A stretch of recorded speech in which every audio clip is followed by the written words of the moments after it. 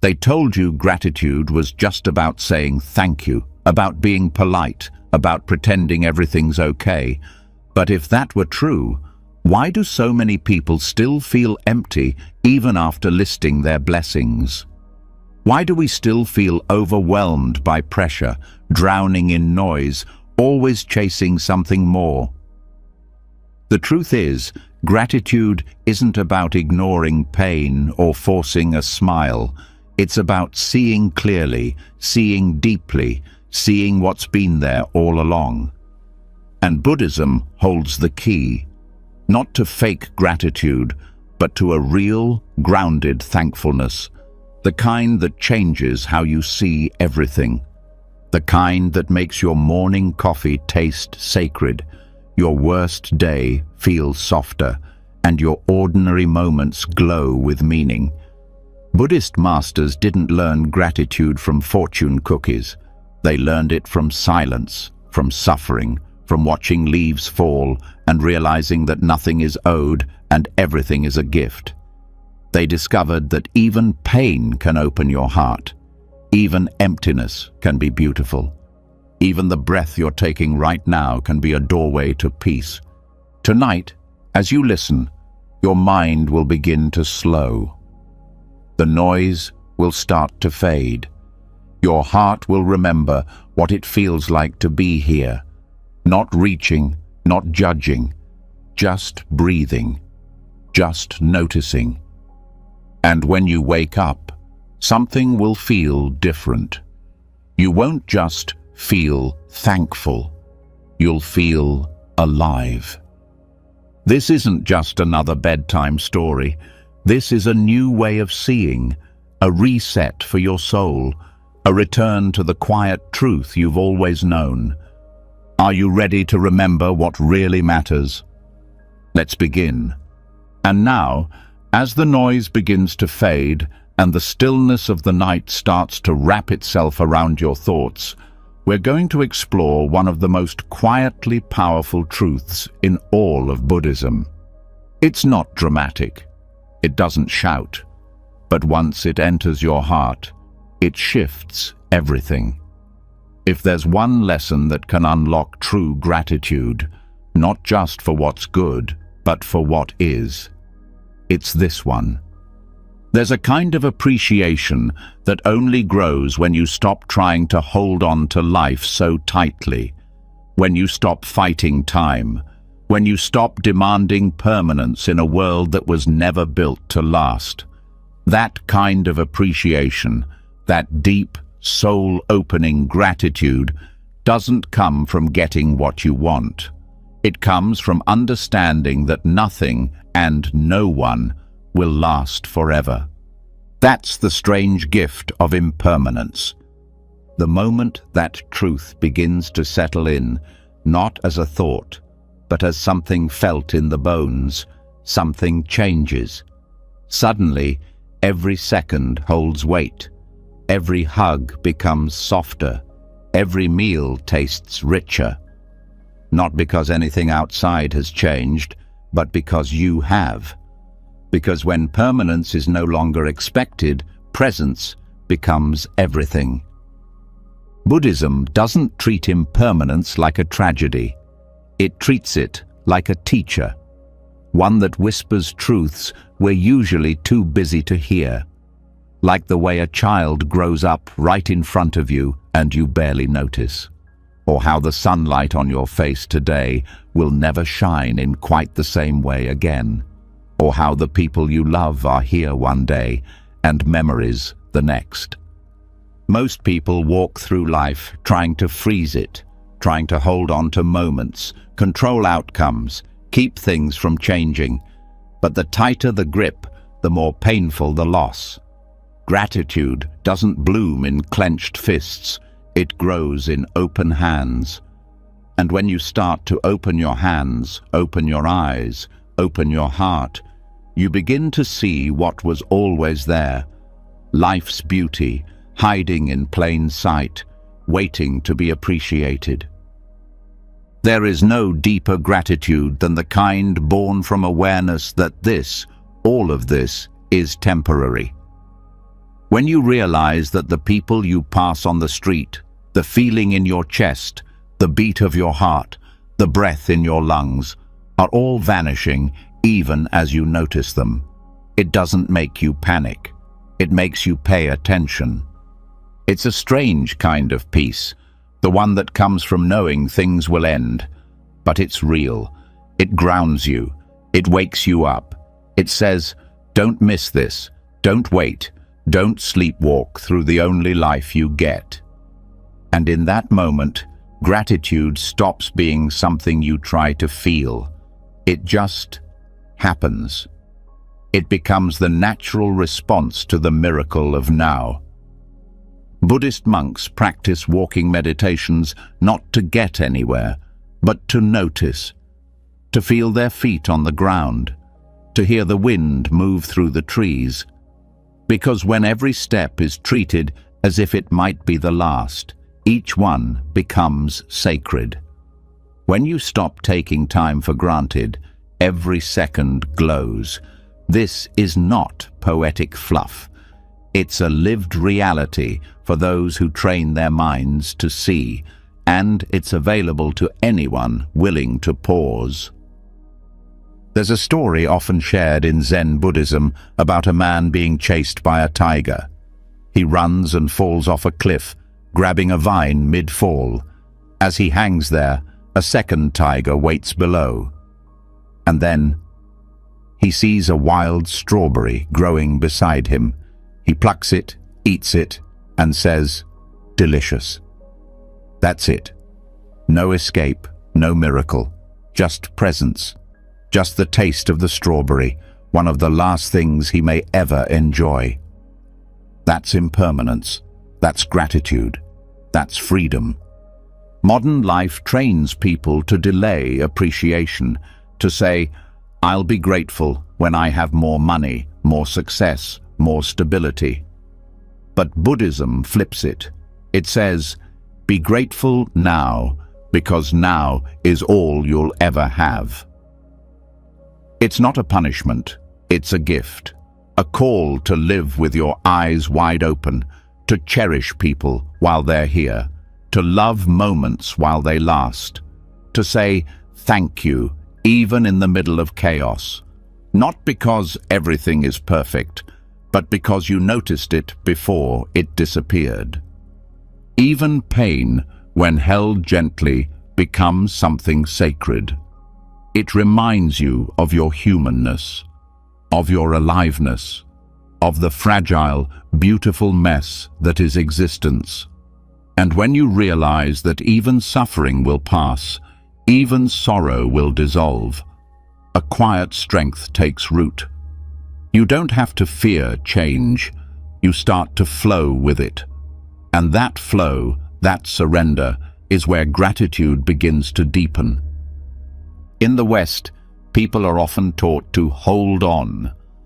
But in Buddhist practice, letting go is the way.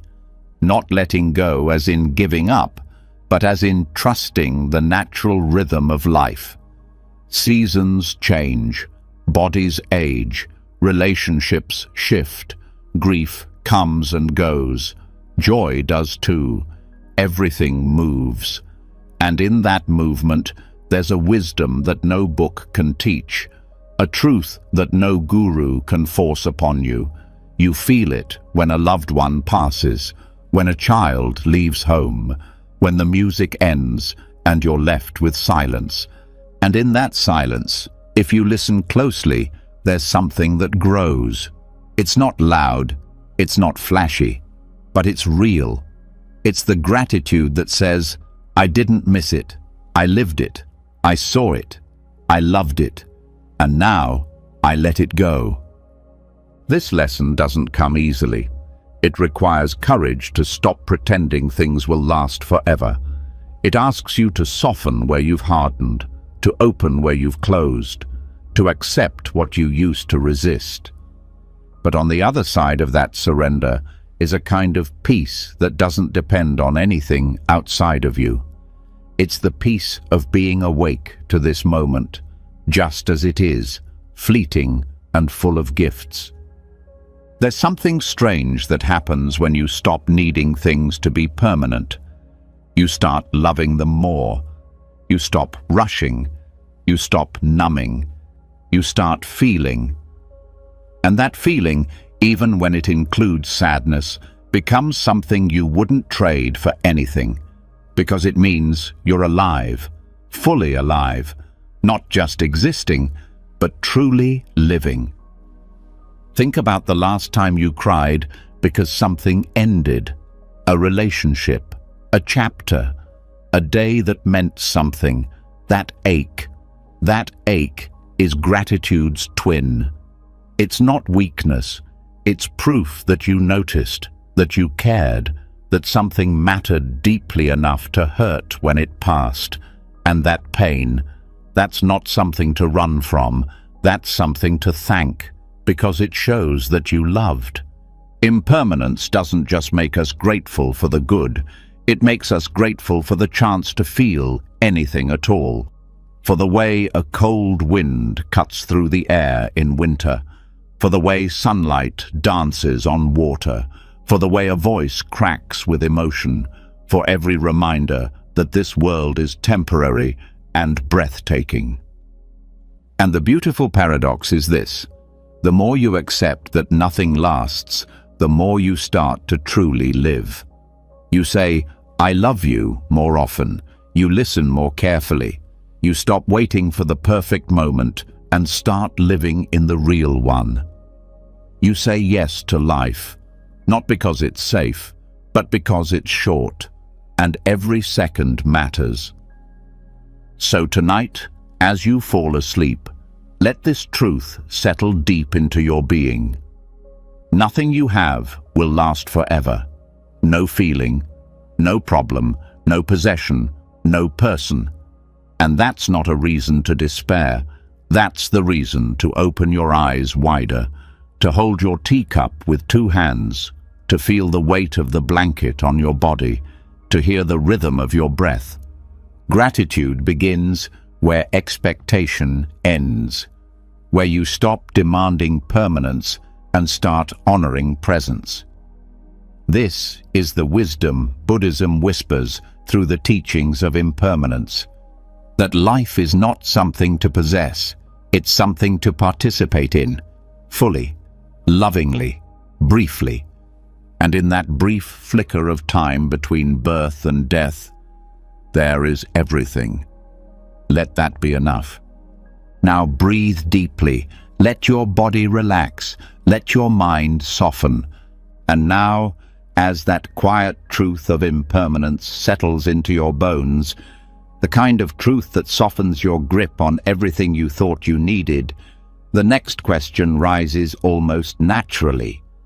What about the hard days? What about the pain, the uncertainty, the disappointments that seem to strip the color from life? Gratitude in moments of beauty is easy. But what about when life feels heavy? This is where the heart of Buddhism reveals one of its most radical teachings: gratitude not after the storm, but during it. It's easy to be grateful when everything is going well, when there's a breeze on your skin, food on your plate, laughter echoing down the hallway. But what happens when things fall apart? When the job is lost, the relationship ends, the diagnosis comes, or the silence in the room feels unbearable. Gratitude then seems out of place, even offensive. And yet, that is where it holds the most power. Buddhism doesn't ask you to pretend things are okay when they're not. It doesn't ask you to smile through suffering. It asks you to sit with it, to stay, to breathe through the ache and look closer, not to judge it or wish it away, but to discover what it's teaching. Because discomfort, as strange as it sounds, is not the enemy. In fact, it's often the doorway to something deeper. The Buddha himself didn't begin his path by escaping suffering. His journey started by confronting it. Seeing sickness, old age, and death for the first time wasn't a curse. It was an awakening. The pain opened his eyes. And from that, an entirely new kind of wisdom was born. A wisdom that doesn't depend on constant joy to feel gratitude, but rather learns how to feel gratitude through the very act of being alive, in all its forms. Modern culture trains us to measure our happiness by how good we feel. But that's like judging a book by how shiny the cover is. Real life is not polished. It's messy, it's raw, and sometimes it's heavy. But in those moments, something sacred is also present, if we're willing to see it. Gratitude, when tethered to happiness alone, is fragile. It shatters the moment joy disappears. But gratitude that's grounded in awareness becomes unshakable. It doesn't depend on outcomes. It lives in presence. When life hurts, the question isn't, how do I escape this? The question becomes, what is this moment trying to teach me? And it's in that shift, from resistance to curiosity, that gratitude can enter quietly, like a soft light through a crack in the wall. You begin to see that struggle itself carries hidden gifts. That pain has the power to purify, to humble, to connect. That even confusion is a form of guidance pointing inward. There is no growth without discomfort. That's not a motivational slogan. It's a reality. Muscles tear before they grow stronger. Hearts break before they learn to open wider. Sometimes, the thing that hurts you the most becomes the exact experience that teaches you what you needed to know all along. Gratitude in those moments isn't about celebrating the pain. It's about recognizing what the pain is waking up inside you. Buddhism teaches that suffering is not a mistake. It's part of the path. It's not a punishment for living wrong. It's the natural friction of life bumping up against our attachments, our expectations, our illusions. And when those illusions crack, what remains is truth. The truth of being human, the truth of needing others, the truth of not being in control. And somehow, even in the mess of it all, you begin to realize you are still breathing. You are still here. Gratitude in these moments isn't loud. It's not about declaring how grateful you are through gritted teeth. It's quiet. It shows up when you feel tears on your face and realize those tears mean your heart still works. It shows up when you're exhausted, but there's still a part of you that wants to keep going. It shows up when you've lost something important, but something else is rising in its place. Resilience, clarity, humility. There's a story from the Buddhist tradition about a woman named Kisa Gotami. After losing her child, she was devastated and went to the Buddha, begging him to bring her son back. He told her to find a mustard seed from any home that had not experienced death. She searched every house, but every door she knocked on told the same story, of loss, of grief, of sorrow. She returned with no seed, but with new eyes. Her suffering hadn't changed, but her relationship to it had. She had discovered she was not alone. And in that realization, a strange peace emerged. That's the kind of gratitude that suffering can unlock. Not joy in what's happened, but deep reverence for what it reveals. There's a strength that can only be born in the fire, a knowing that can only come from being cracked open. And when you've been through something hard and you come out softer, more aware, more compassionate, there's a thankfulness that arises, not for the pain itself, but for the truth it carved into you. People often think they have to wait until after the healing to feel grateful. But the truth is, Gratitude can be the healing. It doesn't erase the pain, but it gives it meaning. It transforms it from senseless chaos into sacred transformation. It says, even this has value, even this can be used. Even this moment, though dark, is part of something whole. That's not easy. It takes practice. It takes presence. It takes the willingness to sit with discomfort without numbing, without running, without pretending. But the more you do it, the more you start to see the hidden layers within your struggles. The subtle ways life is still holding you. The quiet ways healing is already happening beneath the surface. And you start to thank not just the light, but the shadows too. It's easy to be grateful for the mountain top, but the valley teaches you to breathe differently, to walk slower, to notice things you never would have seen from up high. And one day, when you look back, you'll see that the darkest seasons often planted the seeds of your brightest moments, that the cracks in your story are where the most light came in. And you'll feel a gratitude that's no longer dependent on everything going your way. It's built on something deeper. It's built on understanding that discomfort is a teacher dressed in strange clothing, that it shows up uninvited, often at the worst possible times, and yet somehow leaves behind gifts you didn't know you needed.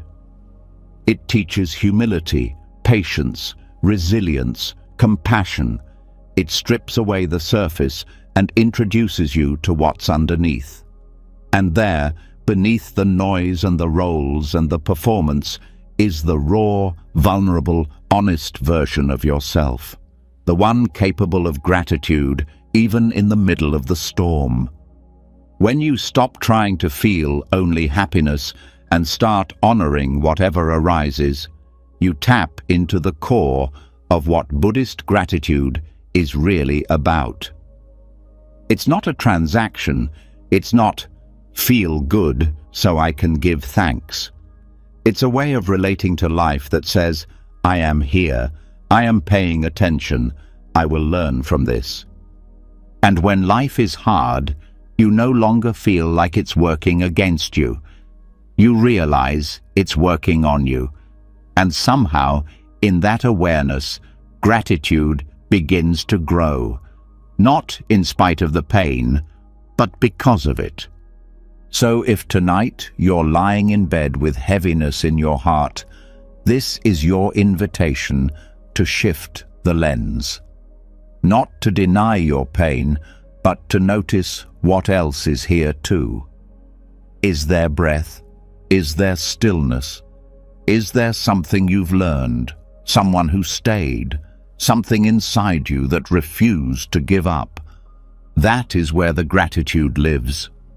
Not just in the moments when everything is beautiful, but in the ones that bring you to your knees and still offer you the strength to stand again. That's gratitude beyond happiness. And that's the kind of gratitude that never leaves.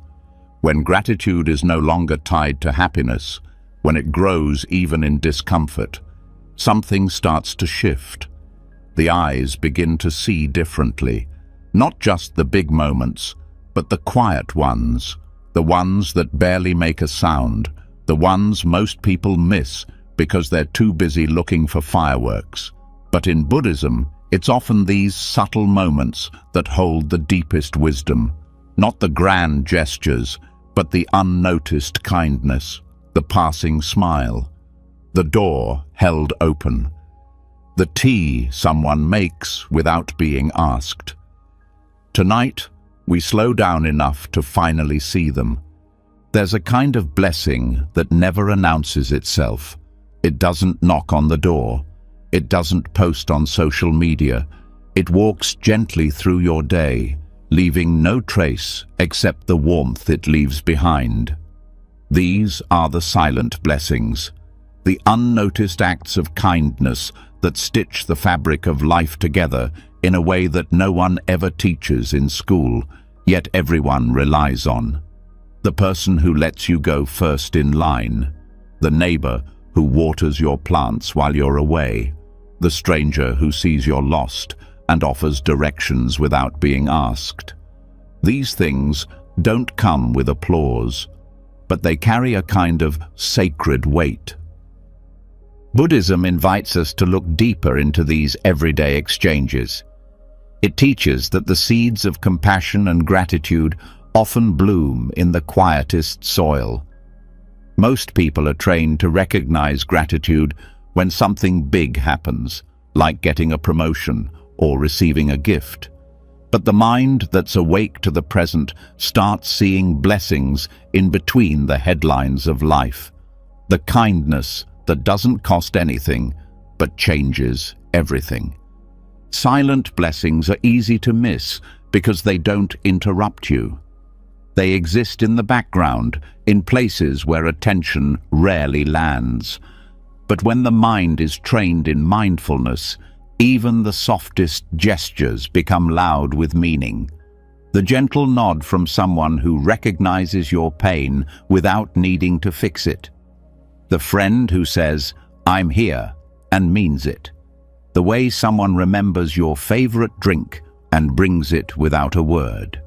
These are not random acts. These are offerings. And when you begin to notice them, your life starts to feel rich in a way no possession could ever match. This awareness isn't automatic.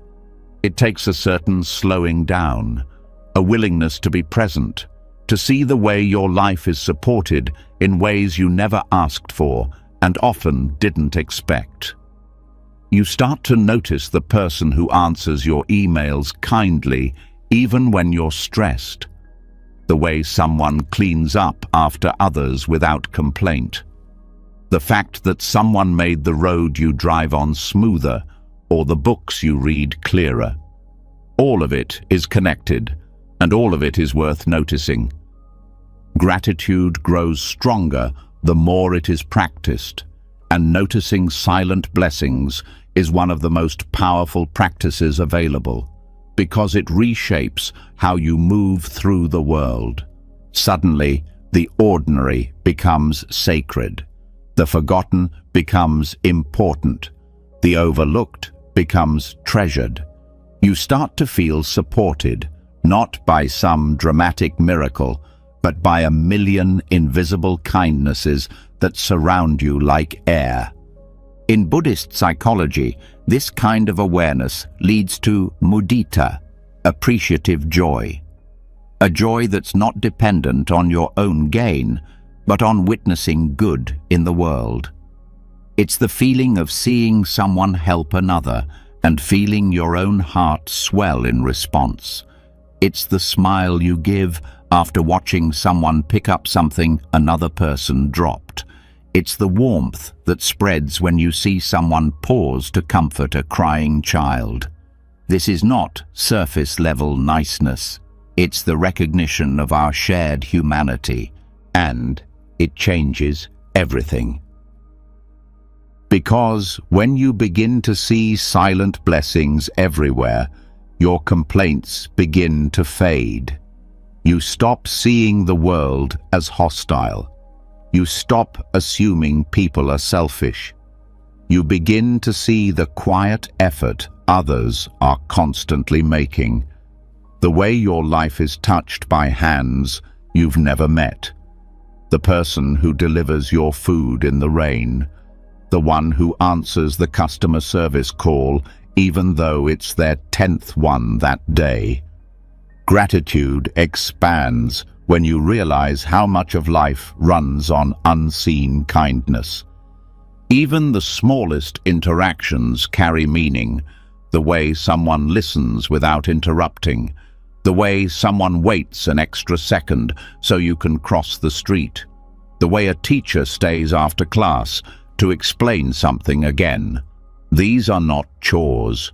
These are quiet gifts, and when received with a grateful heart, they transform both the giver and the receiver. Because when kindness is seen, it grows. When you thank the person who holds the elevator for you, you don't just complete a social script, you reinforce that the world is still good. This is one of the most radical forms of gratitude. It doesn't require the stars to align. It doesn't wait for everything to go right. It simply opens its eyes. And when you see life through this lens, even the mundane becomes magical. The hand that steadies your cup, the friend who replies with patience, the stranger who smiles without reason. It all becomes part of a quiet current of care that runs beneath the chaos of modern life. In Buddhism, this kind of attention is called sati, mindful presence. It allows the mind to rest in awareness without judgment. When sati is strong, gratitude becomes effortless, because you begin to feel how much you are held by the invisible web of human decency. Even when you're alone, you're not truly alone. Someone built your home, someone purified your water, someone farmed the rice that ends up in your bowl. Gratitude grows when you see these connections, when you feel the interdependence that supports your very breath. And this isn't about romanticizing the world. It's not about pretending all people are kind all the time. It's about choosing to notice what's often ignored, to focus your awareness on the threads of goodness that still exist despite the noise. Because the more you notice them, the more you begin to embody them. And soon, you're not just seeing silent blessings, you're becoming one. You start offering help without waiting to be asked. You start listening more and judging less. You hold the door, not because it's polite, but because it's an extension of the awareness you now carry. Your kindness becomes quieter, deeper, freer from ego. You don't need to be thanked. You don't need recognition.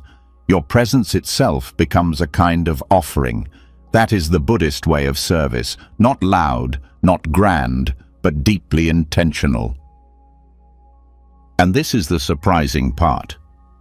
The more you give without needing to be seen, the more connected you feel. Because it's not the recognition that creates the bond, it's the intention. The silent wish that someone else suffers a little less because you were there. That is what gives life meaning. Not fame, not wealth, but the deep inner knowing that your existence lightened someone else's load. Gratitude for silent blessings is not just about noticing others, it's about noticing how you can contribute without fanfare, how your words, your gestures, your patience, your small choices all carry power. The way you greet someone, the way you forgive without holding it over their head, the way you answer a question with care even if you're tired. These things matter. These things ripple. And when you live with this kind of awareness, your life starts to feel less like a competition and more like a sacred collaboration. The deepest gratitude is not just felt, it's lived. It shows up in how you look at people, in how you pause before responding, in how you show up even when no one is watching. These are the practices that create inner peace, because when you recognize silent blessings, the world becomes less of a battlefield and more of a sanctuary, a place where the smallest gestures carry the loudest echoes. So tonight, as you rest your head, remember this. Most of the kindness you've received today will never be written down, never posted online, never spoken aloud. But it happened. It shaped you. It held you. And tomorrow, you have the chance to pass it on, not with big announcements, but with small, silent blessings of your own. And that, more than anything, is what keeps the world turning. After learning to see the silent blessings all around, the unnoticed kindness, the quiet gestures that make life feel softer, another shift begins to unfold, a deeper one. Because the next level of gratitude doesn't come from what is given to you or even from what you notice in others. It comes from the rare, radical act of learning to accept what is. Not just the good parts, all of it. And not with resistance or regret, but with gratitude so deep it no longer needs things to be different in order to feel peace. This is where gratitude becomes a form of freedom, when it stops being a reaction to something going your way and starts being a way of relating to reality. Buddhist teachings don't ask you to love only the pleasant. They guide you to soften into the truth, even when it's uncomfortable. To stop fighting with what already exists. Because every time you say, "This shouldn't be happening," you disconnect from the present. And every time you say, "This is what's here and I will meet it fully," you return to your power. Radical acceptance isn't about giving up. It's not passive. It's a courageous act of facing life without turning away. And when that kind of presence is met with gratitude, not forced, but chosen, something inside starts to unlock. The need to control loosens its grip. The habit of comparing, fixing, judging begins to dissolve, and you finally exhale. You no longer need life to match your plans to feel whole. You don't need every moment to be pleasant to feel grateful. Because you've realized that everything, every joy, every loss, every dull Tuesday afternoon is part of the same sacred fabric. Gratitude, in this sense, becomes a way of saying yes, not because everything is perfect, but because everything is real, and real is enough. Buddhist psychology teaches that suffering comes from resistance, from wanting life to be different than it is, from clinging to what's pleasant and pushing away what's painful. But when you drop that tug of war, when you stop arguing with the present moment, a deeper peace begins to surface, and from that peace, gratitude blooms, not because you got what you wanted, but because you finally stopped needing it. There is enormous strength in saying, "This is where I am, this is how I feel, this is what life is offering right now." That kind of honesty is the foundation of healing. And when it's paired with thankfulness, it becomes something even more powerful: liberation. Most people only feel grateful after things improve. But Buddhism teaches that gratitude is strongest when it's unconditional, when it whispers, "Thank you," even in the middle of confusion. Not for the pain, but for the clarity it can bring. Not for the hardship, but for the growth it allows. Gratitude at this level doesn't wait for the sun to come out. It stands in the rain and says, "This too belongs." Radical acceptance means no longer postponing your peace. It means not needing the next chapter to look a certain way in order to feel content now. It invites you to stop bargaining with the present moment and start embracing it. Even when it's imperfect, even when it's messy, especially then, because what if this version of life, the one you're living right now, isn't a mistake? What if it's not a detour from your path, but part of it? When gratitude starts asking questions like that, everything softens. You stop resenting your timeline. You stop chasing better versions of yourself. You stop treating now as something to get through, and you start being here, for real. This kind of gratitude doesn't ignore pain, it includes it. It doesn't pretend everything is okay. It says, Even though this hurts, I trust it has meaning. That trust doesn't come easily. It's built moment by moment, choice by choice, but over time, it becomes the most stable thing you have. Not your circumstances, not other people, not your plans, but your own willingness to stay open. Think of all the energy that's spent trying to change what can't be changed, wishing the past were different, worrying the future won't go how you hope, judging your emotions as wrong, judging your body as flawed, judging your life as behind. Radical acceptance dissolves that entire cycle. It says, I will stop waiting for peace to arrive and start creating it from this exact moment. Gratitude becomes the tool that makes this possible. Because once you stop demanding life be different, you start to see what's already here. You begin to notice that your breath is still moving, that your heart is still beating, that the body you've spent years criticizing is carrying you through this experience, that the people in your life, even if they're imperfect, have shown up in their own way, and even when they haven't, you still made it. That's something to thank. Not because everything worked out perfectly, but because you endured, you adapted, you continued. There's a Buddhist teaching that says, the path is not somewhere else, it's right under your feet. Gratitude for what is, not what might be, not what could have been, grounds you in that path.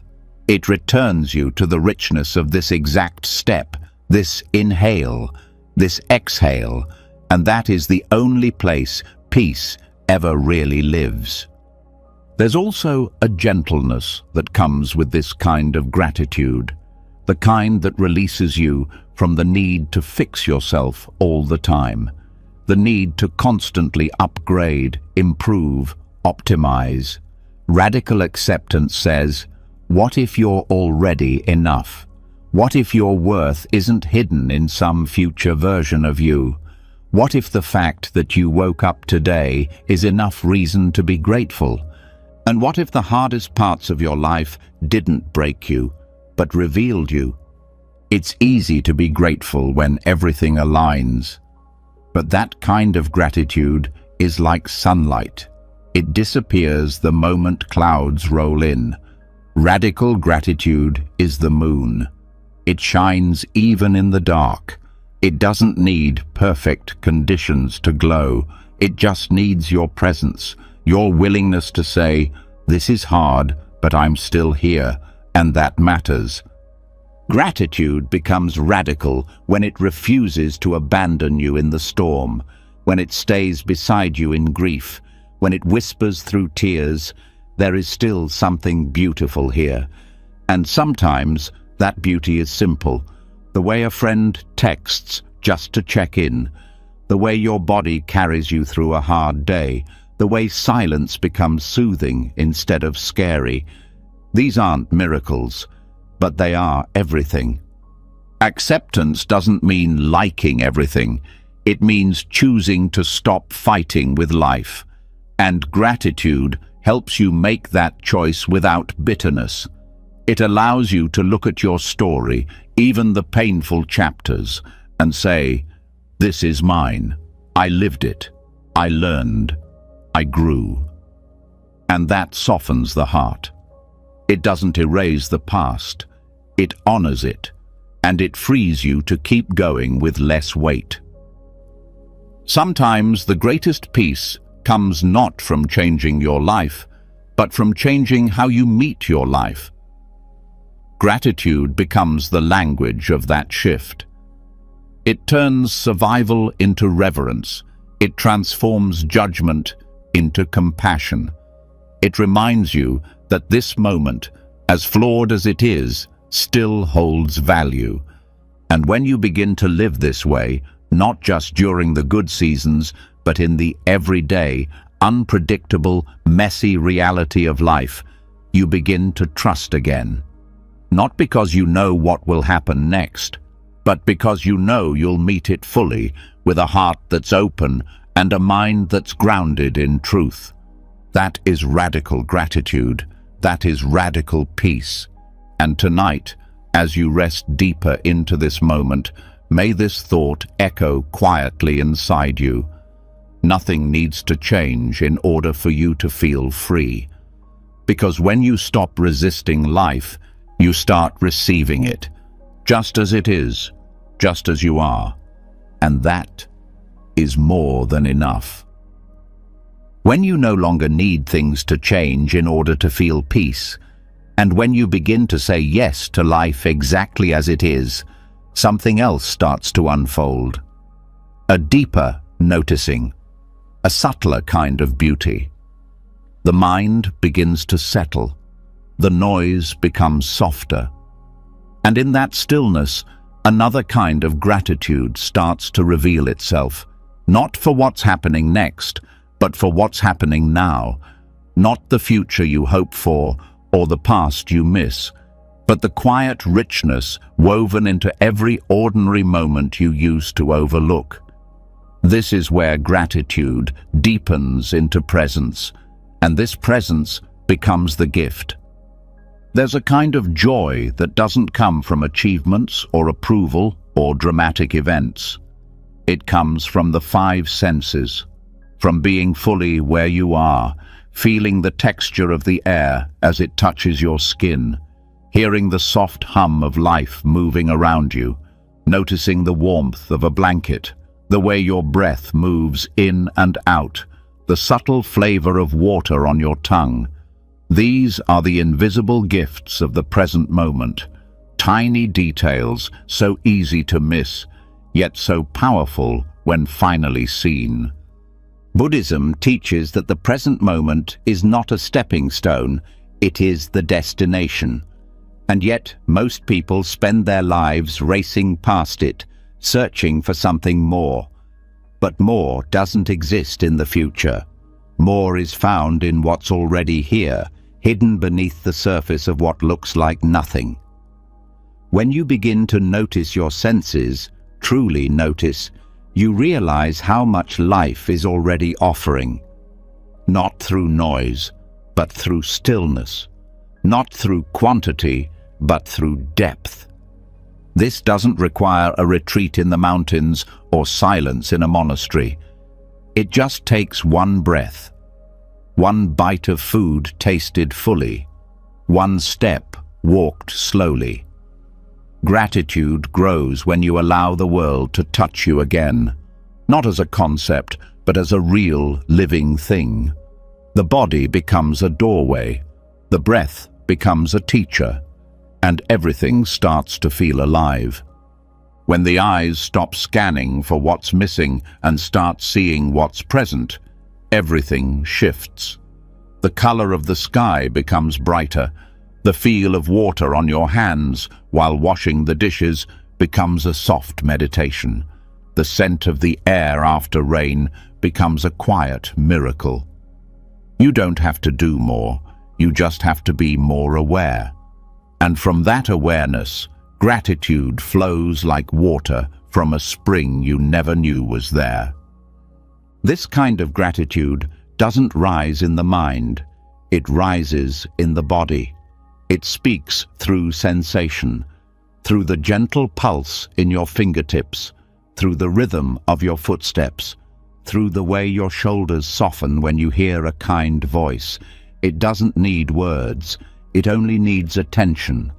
The more you pay attention, the more you feel the gift of now, not because it's extraordinary, but because it's real. Mindfulness in Buddhism is not just about watching your thoughts, it's about feeling your life, entering into it fully, knowing the temperature of the moment, listening deeply, seeing clearly, tasting slowly, being aware of the small things that often slip through your fingers in the rush to get somewhere else. This is not a rejection of goals or ambition. It's a return to what fuels them, because without presence, no achievement satisfies. Without presence, life becomes a blur.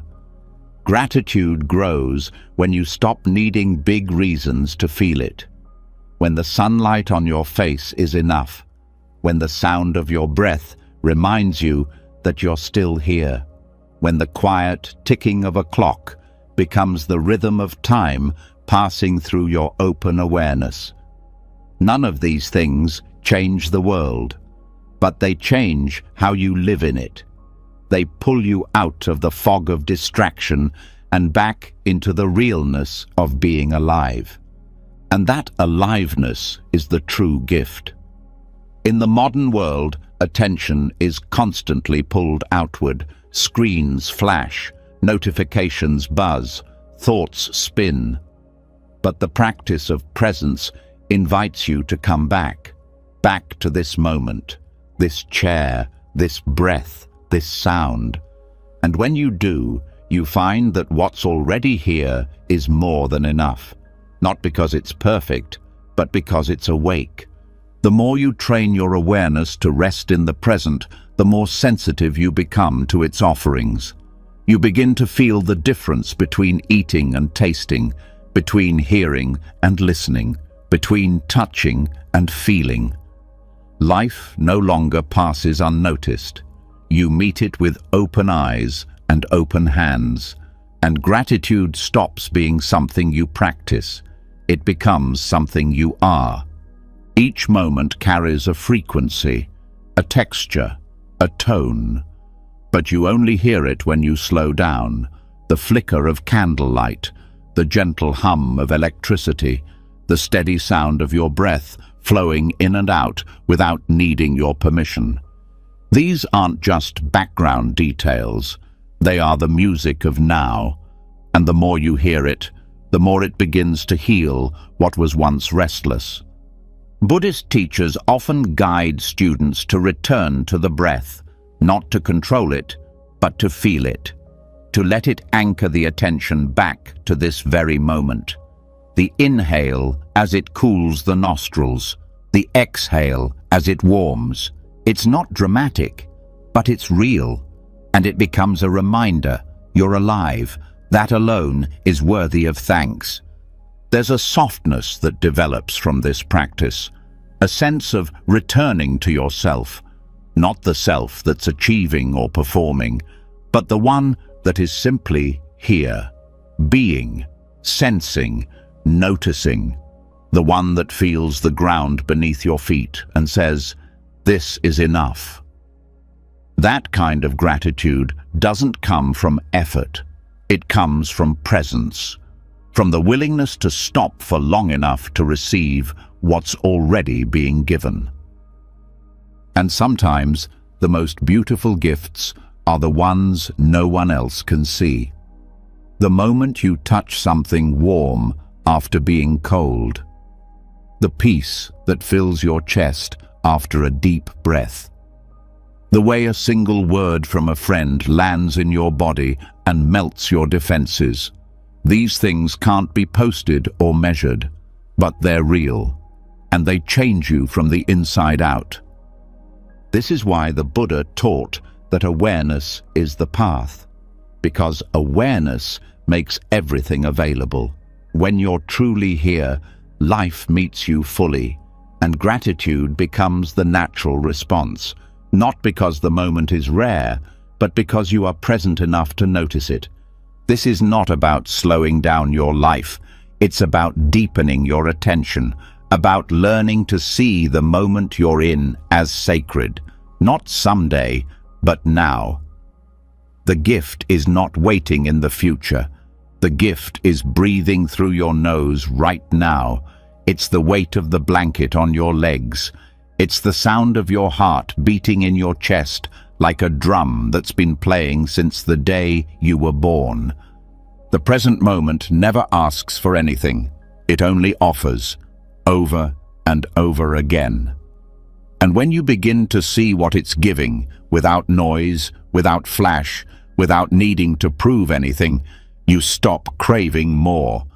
You stop chasing what's already here, and you start receiving with full awareness, with an open heart. So tonight, let this be your only task, not to plan or analyze or fix anything, just to feel, to notice, to receive the invisible gifts of now, the ones that are waiting in the silence, in the softness, in the space between thoughts. They're not loud, they're not urgent, but they are always, always there. And when you begin to feel them, you won't need anything else to be different. You'll just be here, and here will finally feel like home. When the present moment finally becomes enough, when the sound of your breath, the warmth of your skin, the softness in the quiet is seen not as background noise, but as life itself, something even deeper begins to rise. A deeper tenderness, a deeper truth. Because what often brings us closest to presence is not what we gain, but what we lose. And while gratitude in comfort feels sweet, the kind found in loss has a gravity that can't be described. It must be felt. It opens you, it humbles you, and strangely, it has the power to awaken the most profound thankfulness you've ever known. Loss is not a concept. It is an experience that moves through the body.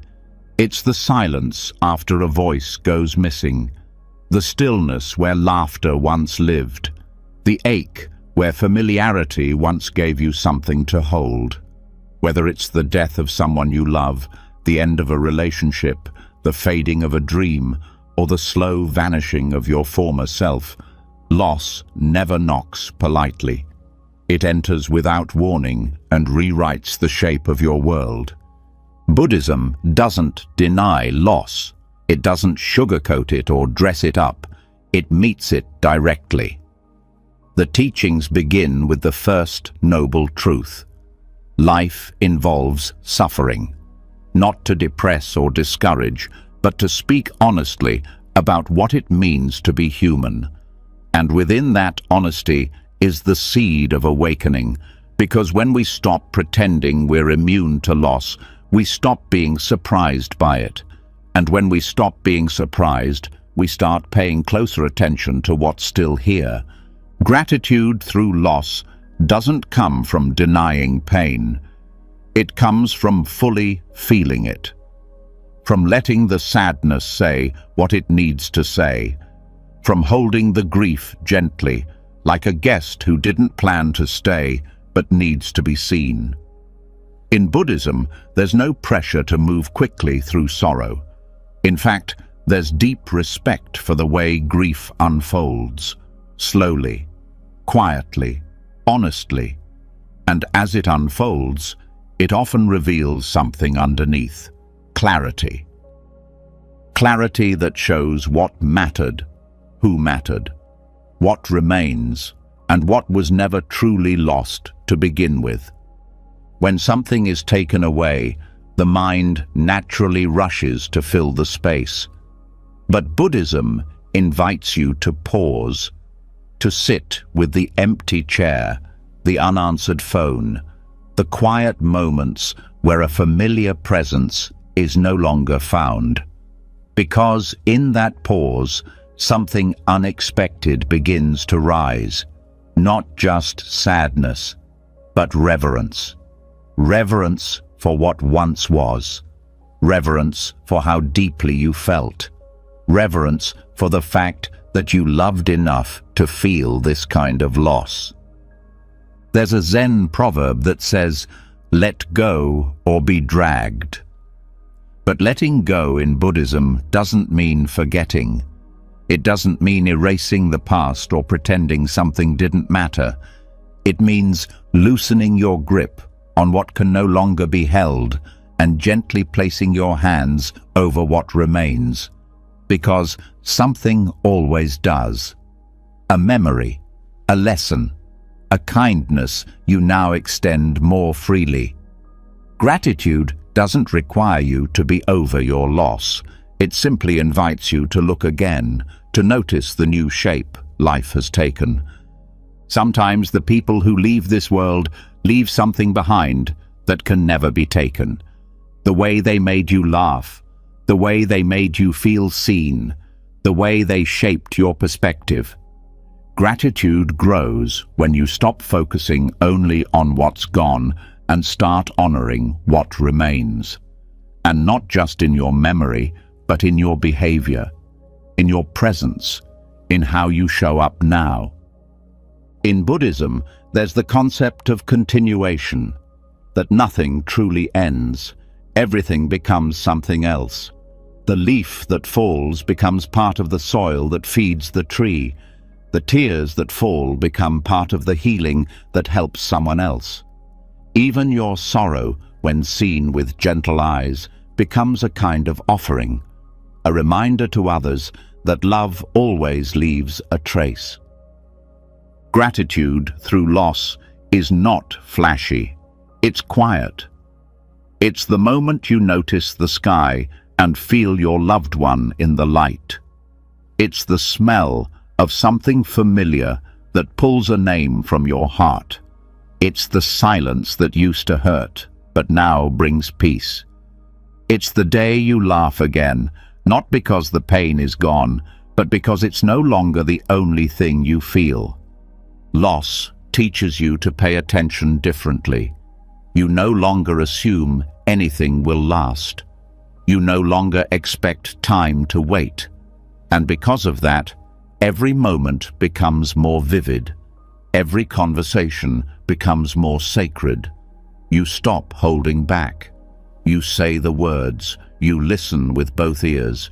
You cherish the now, not out of fear, but out of deep, living gratitude for what is still possible. There's a Buddhist practice known as Maranasati, or death awareness meditation. Practitioners reflect daily on the fact that life is fragile, not to become morbid, but to become awake, to stop postponing love, to stop delaying presence, to stop assuming there will always be more time. This awareness doesn't create despair. It creates urgency to live fully. It deepens the gratitude for the breath you still have. In the heart of grief, the teachings say, feel everything. Do not rush. Do not numb. Do not perform strength. Instead, let the sadness become part of your path. Let it soften your edges. Let it open you to others who are hurting. And as it does, you begin to notice things you couldn't before. The way someone stays silent with you in a room and somehow says everything. The way a gentle breeze can feel like a hand on your back. The way a single flower blooming can carry more meaning than an entire bouquet ever did. You begin to see that not all presence requires a body, that love does not need to be held to be felt, that even in absence there is connection. And in that connection, gratitude returns, quietly, powerfully, not in spite of your loss, but because of how much it taught you to see. When something breaks, what's left is often more honest, less decorated, but more real. That's what loss does. It strips away illusion. It reveals truth. And truth, when embraced fully, always leads to gratitude. Not because everything is okay, but because everything is real. The people you've lost, the places you'll never return to, the seasons that passed too quickly, they aren't gone. They live in your choices. They live in your awareness. They live in your ability to look at someone else's pain and say, I understand. That understanding is a form of gratitude. It says, this hurt me deeply, and yet I'm still open. And if you're still open, even with a broken heart, then you've already begun to transform loss into something sacred. Buddhist monks chant not only for blessings, but for those who have passed. Not because they believe the dead need words, but because the living need reminders. That love does not end. That memory is a form of connection. That grief is not an interruption of life, it is a thread woven through it. And when held with care, it becomes a source of wisdom, of gentleness, of grace. Gratitude through loss is not about pretending. It's not about silver linings or forcing meaning. It's about honoring the depth of what you felt, the truth of what was shared, the reality of what was lost. And then, from that place of deep honesty, looking around and noticing, there is still breath, there is still time, there is still something to give. You can still love. You can still hold. You can still remember. You can still say thank you, not because you moved on, but because something inside you moved deeper. So tonight, if there is someone or something you miss, let that missing become sacred. Let the ache be a prayer. Let the love you once gave become the love you give now in a different form to someone else who needs it. Because loss may change the shape of what's possible, but it never takes away your ability to be present, to feel, to offer, to grow. And in that presence is the softest, strongest form of gratitude there is. Loss has a way of sharpening your awareness. It takes what you once took for granted and makes it sacred. It teaches you how to hold moments fully because they won't come again in quite the same way. That kind of gratitude comes from being cracked open. But once the heart is opened that wide, the next challenge is keeping it open in a world that pulls your attention in every direction. Because what steals gratitude more quietly than grief is distraction. Not pain, but noise. Not heartbreak, but constant interruption. And nowhere is that more present than in the digital world. In Buddhist practice, mindfulness is about presence, fully experiencing one thing at a time. But in modern life, most people live in fragments. One eye on the screen, one hand on the phone, a dozen tabs open in the background of the mind. You're there, but not really. You're scrolling, but not seeing. Connected, but not nourished. And this disconnection from presence is also a disconnection from gratitude. Gratitude doesn't live in the future or the past. It lives in now. But the digital world is designed to pull you away from now. It feeds on urgency, novelty, comparison. It distracts you with updates, notifications, dopamine hits that feel satisfying for a second, but leave behind a deeper hunger.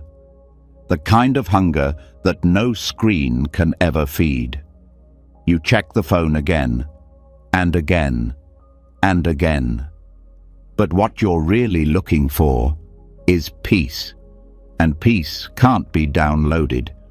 Gratitude requires depth, and screens often keep you at the surface. You scroll past someone's pain, someone's joy, someone's story, and your mind never stops to feel it. You're exposed to everything, but connected to nothing. And slowly it becomes harder to appreciate the simple things, the warmth of your tea, the look in someone's eyes, the feel of a breeze. Because your mind is trained to chase stimulation, not savor stillness. In Buddhism, the practice of retreat is not about escape. It's about return, returning to the self, to the breath, to what is real and unfiltered and alive. Digital detox isn't a trendy challenge. It's a spiritual discipline. It's an act of protecting your ability to see clearly, to feel deeply, to respond instead of react, and most of all, to remember what matters. The moment you disconnect from your devices, the mind starts to panic. It tells you something important might be missed, but that fear is often rooted in habit, not truth. What you actually begin to notice in those moments of silence is how much was already being missed. The conversation you weren't fully in, the food you didn't taste, the music you stopped hearing because you were trying to capture it instead of experiencing it. Gratitude begins to return when you slow down enough to receive again. The mind starts to breathe, the senses open, and suddenly something as ordinary as the sun on your skin feels extraordinary again. That's the power of attention, and technology, while useful, trains you to divide it. Gratitude grows when you reclaim it.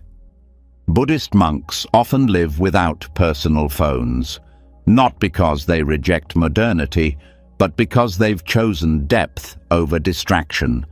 They understand that attention is sacred, that where your awareness goes, your life goes, and if all your awareness is being siphoned into artificial urgency, then your real life, the one that can actually be touched, is happening without you.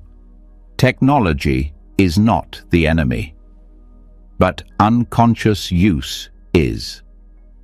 When you reach for your phone without knowing why, when you refresh a screen hoping for something that never satisfies, when you fall into a hole of other people's lives and forget to show up for your own, that's where gratitude disappears, not in big moments, in small, subtle leaks of presence. Gratitude doesn't need perfect conditions. It only needs your awareness, and awareness needs space. That's why digital detox is more than a productivity hack. It's a return to mental clarity. It allows you to reset your nervous system, to feel silence again, to watch your thoughts instead of being pulled by them. And in that clarity, you start to appreciate what doesn't change when the phone is off. Your breath remains, your body continues, the people around you still exist. The sky hasn't gone anywhere.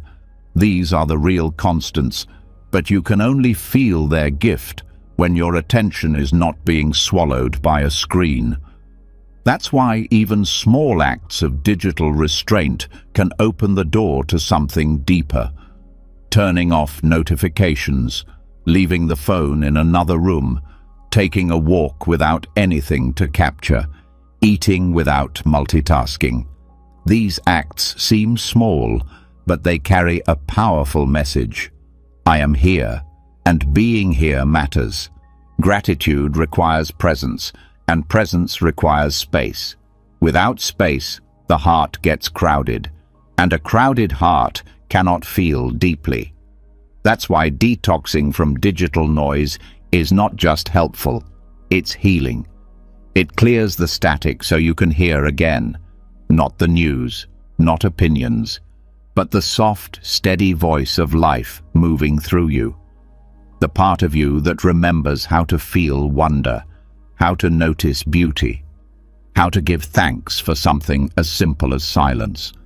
There's a kind of loneliness that doesn't come from being alone. It comes from being disconnected from yourself. And screens, when used mindlessly, amplify that disconnection. You're surrounded by people's highlight reels, but can't remember the last time you felt truly connected to your own joy. That kind of detachment leads to restlessness, to emptiness.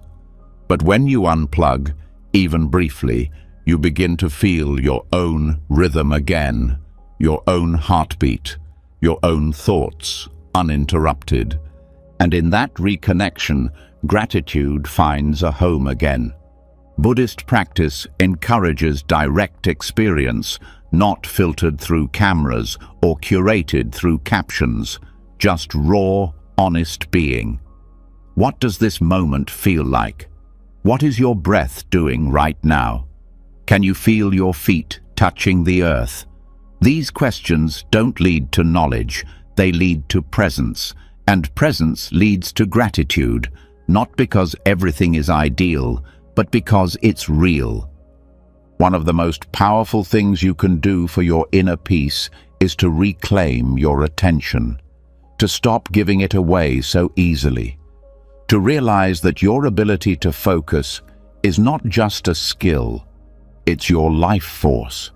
And every moment you take back from distraction is a moment that can be filled with wonder, with awe, with thanks. So the next time you feel the urge to check something, pause. Ask, what am I really looking for? Often the answer is connection, meaning, validation.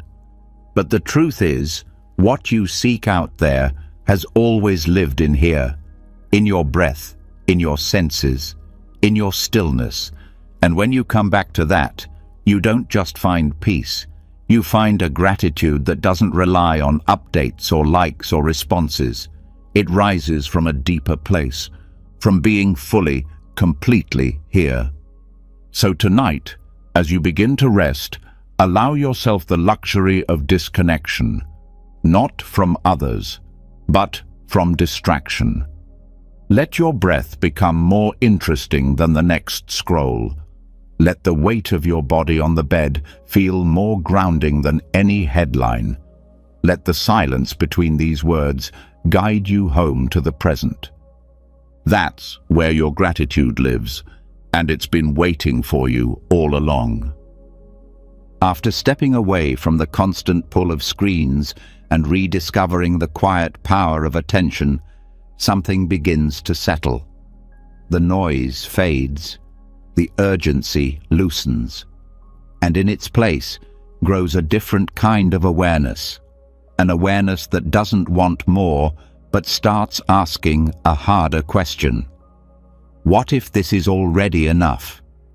Because maybe the issue was never that life wasn't full, but that we were too distracted to notice its fullness.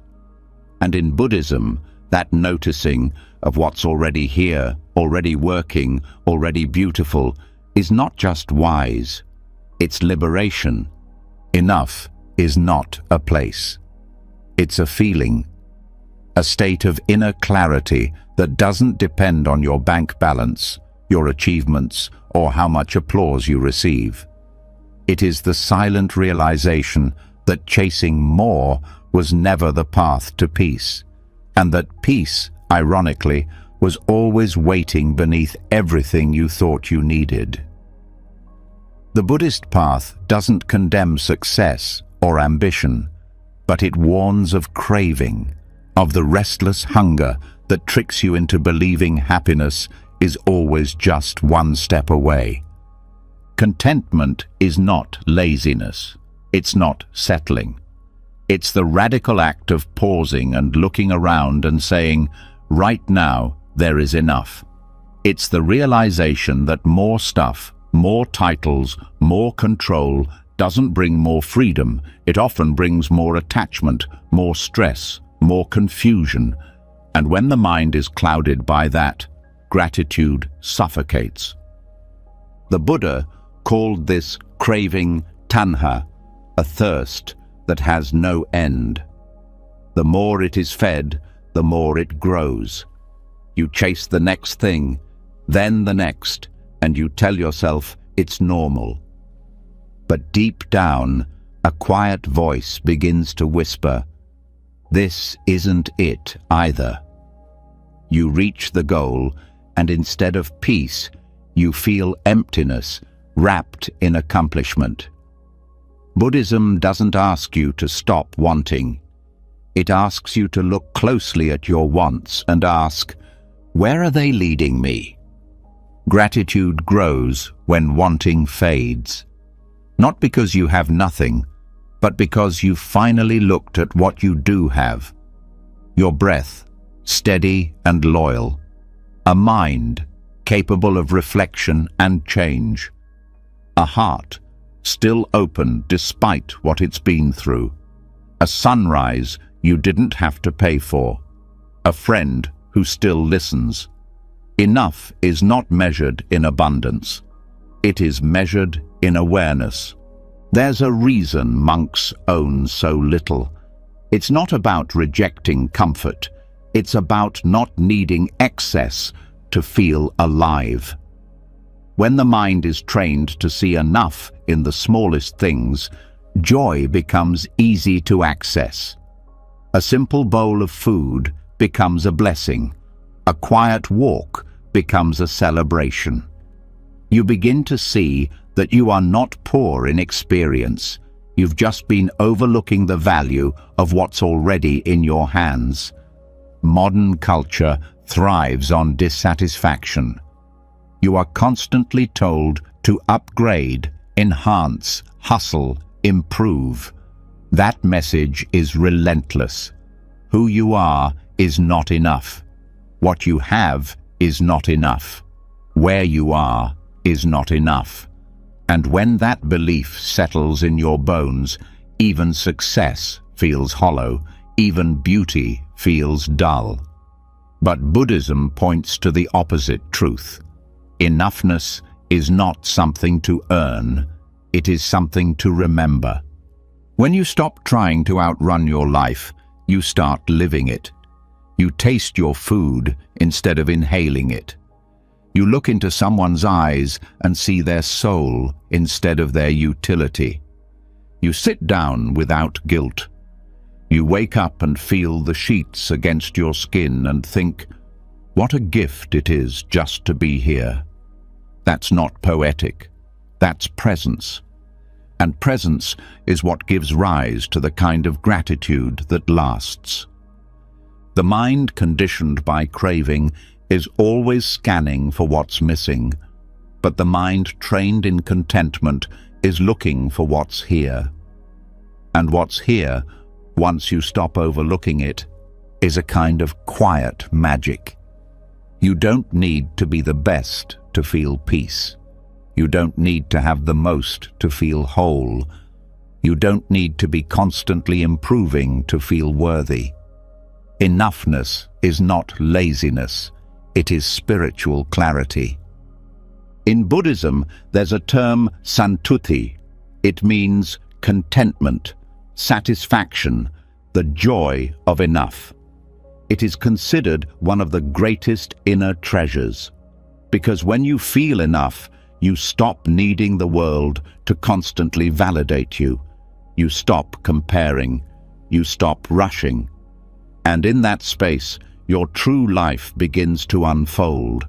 Not the life you were sold, but the life that was always here, waiting. You start to feel grateful for things others miss. The way the light hits the wall in the afternoon. The way your hands still function.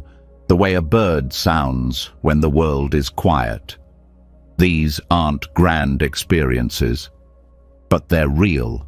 And when your heart is content, they become more than enough. They become sacred. Craving tells you happiness is in the next moment. Contentment says happiness is in this one. Craving says you're not quite there.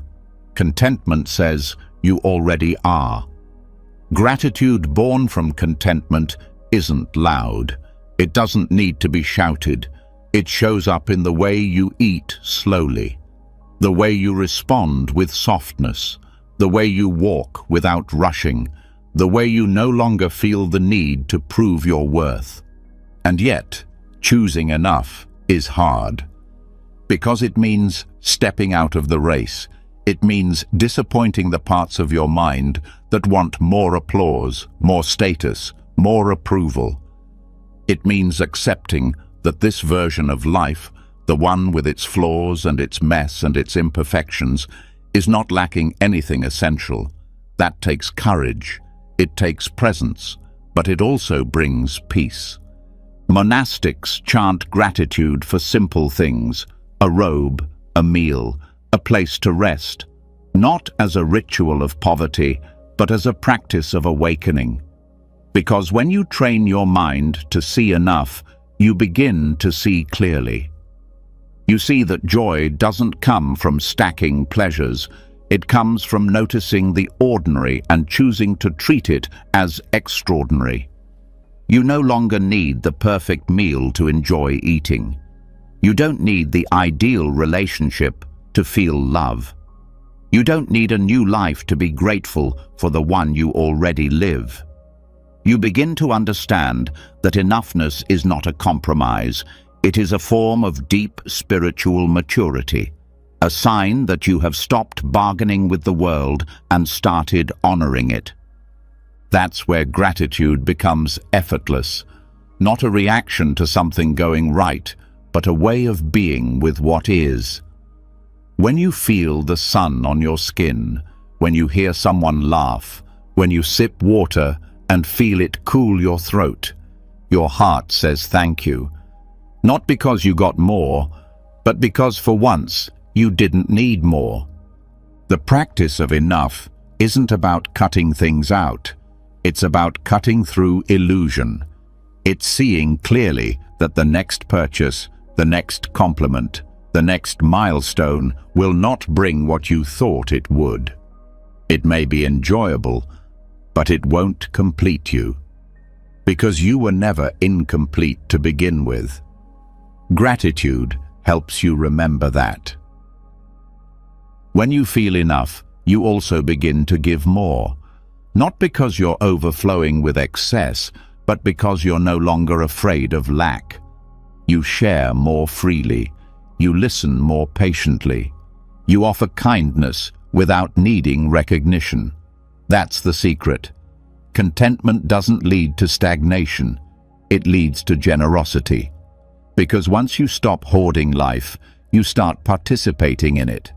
You begin to see that your enoughness allows others to feel safe, that your grounded presence gives permission for others to stop performing, that your stillness has more power than your ambition ever did. That's the quiet revolution of gratitude born from enough. It doesn't shout or dominate. It simply radiates peace. And tonight, as your breath slows and your body sinks into rest, you don't have to reach for anything else. You don't have to fix anything before feeling grateful. You don't have to earn the right to relax. This moment is enough. This silence is enough. This life, with all its beauty and brokenness, is enough. And so are you. When the chase for more finally quiets down and the heart rests in the simplicity of enough, something rare begins to surface. A stillness that had been waiting underneath all along. Not boredom, not loneliness, but silence. And in that silence, a new kind of space opens up. Space that isn't asking to be filled, but simply noticed. Because there's a kind of gratitude that doesn't come from what surrounds you, but from what lives within. And Buddhism invites us into that space not as a punishment, but as a path. A path where solitude becomes sanctuary, and being alone becomes a blessing instead of a burden. In a world that constantly equates being alone with being unwanted, this might sound unfamiliar. But Buddhist teachings see solitude not as something to escape, but as something to befriend, not isolation, not exile, but the sacred company of your own presence. It's there, in the absence of noise and distraction, that the most overlooked kind of gratitude can finally begin to take root. The kind that doesn't depend on who's around or what's happening, but on the stillness that reveals what's always been inside. Solitude is not emptiness, it's space. Space to see your own thoughts without interference, space to feel your own breath without distraction, space to explore who you are when no one is watching. And in that honest space, something starts to shift. The discomfort begins to ease, the mind softens, and without the need to perform, a quiet truth begins to speak. You are already whole. Buddhist monks often spend long periods in silence, not as withdrawal from life, but as a deep engagement with it. They walk slowly. They eat mindfully. They sit with their own minds hour after hour, not to escape the world, but to understand it more clearly. They're not running from people. They're returning to the self beneath all the roles and labels. And that return brings clarity, not in grand revelations, but in subtle recognitions. Gratitude for being, for breathing, for awareness itself. Solitude teaches you to appreciate your own company. It reveals how much energy has been spent managing others' expectations, reactions, and opinions. It returns you to something simpler. The feeling of your feet on the ground, the warmth of the sun on your skin, the sound of your own laughter when no one else is in the room. These things are not small, they are deeply grounding. And when you notice them, gratitude doesn't have to be summoned, it arises on its own. Modern life treats solitude like a problem to fix. You're encouraged to fill the silence with noise, the stillness with scrolling, the space with stimulation. But when you constantly avoid being alone, you never get to know who you are without influence. You miss the chance to hear your own truth, and you miss the chance to discover that your own presence, when fully felt, is more than enough. The Buddha himself found awakening not in a crowd, but under a tree, alone. Not because he was running from the world, but because he was facing it honestly, without distraction. That's what solitude allows.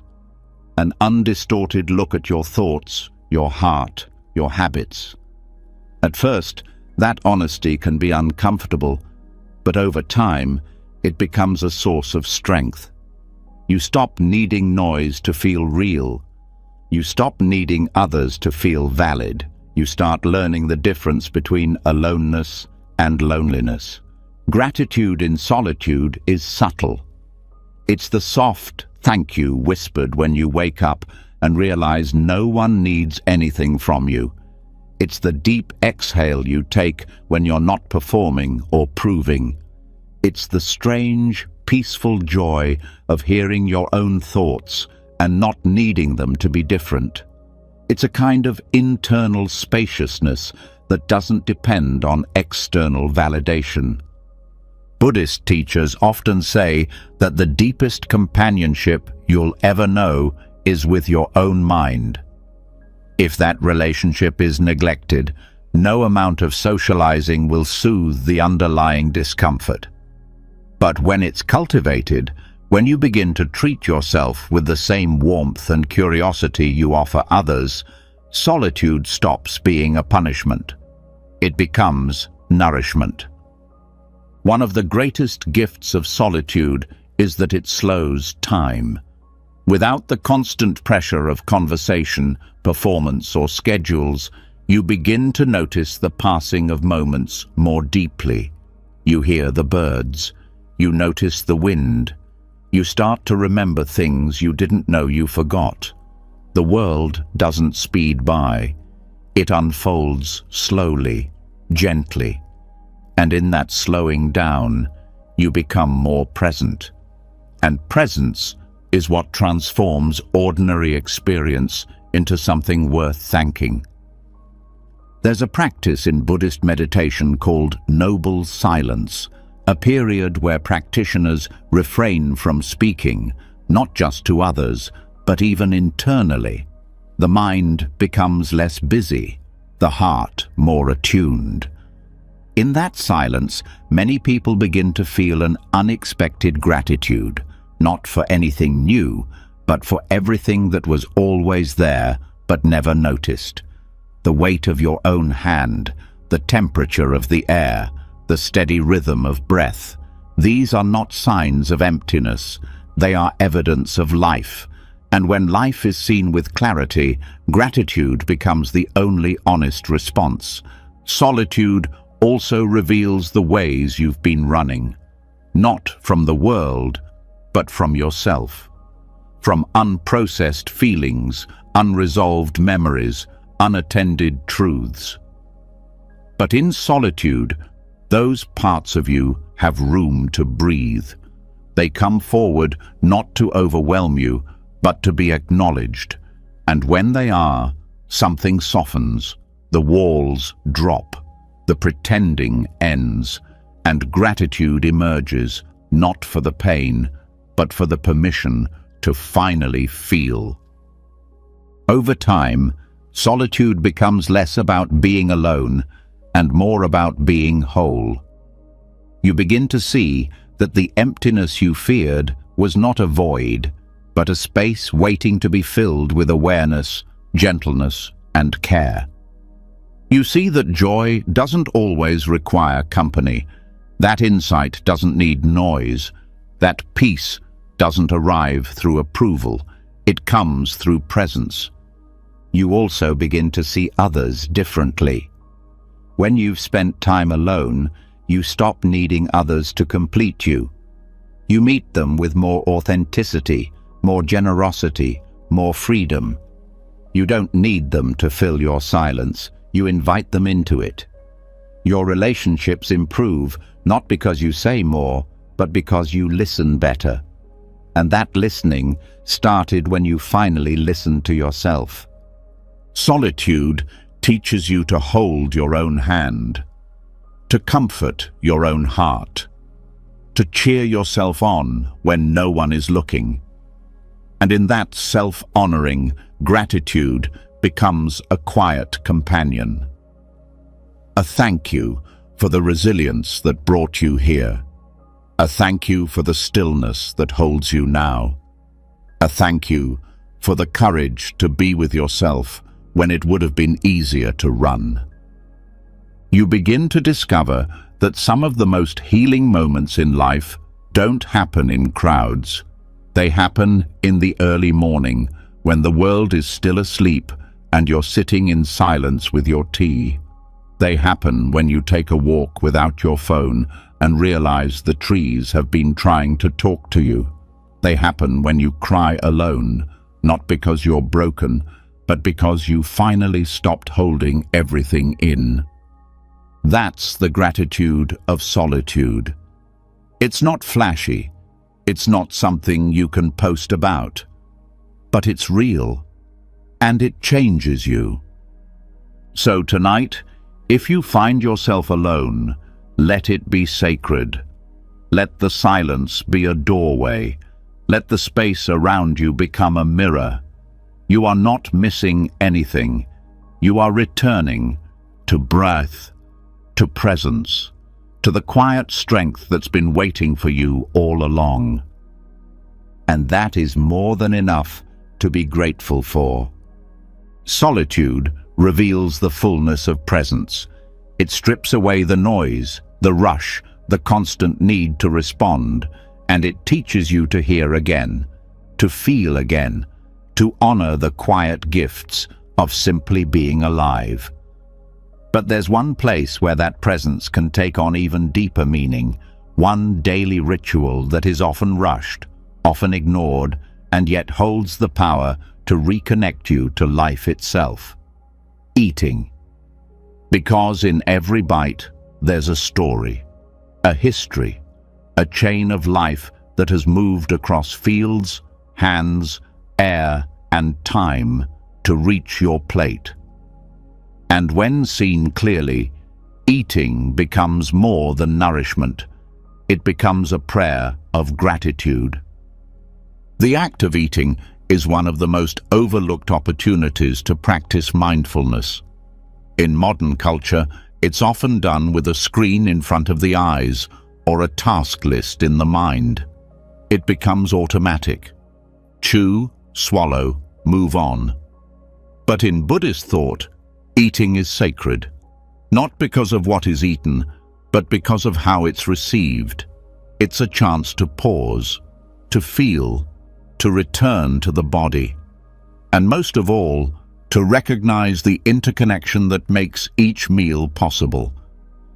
The first step in mindful eating is to stop, to actually look at the food in front of you and recognize that it didn't just appear. Someone grew it, someone harvested it, someone packed it, someone transported it, someone prepared it. Countless lives, seen and unseen, contributed to what is now resting in your hands. That awareness shifts the experience. The meal becomes more than a routine. It becomes a reminder of how deeply everything is connected. Buddhist monks begin their meals with reflection, not as a formality, but as a way of aligning the heart with gratitude. They ask, "Am I worthy of this food? Have I contributed today?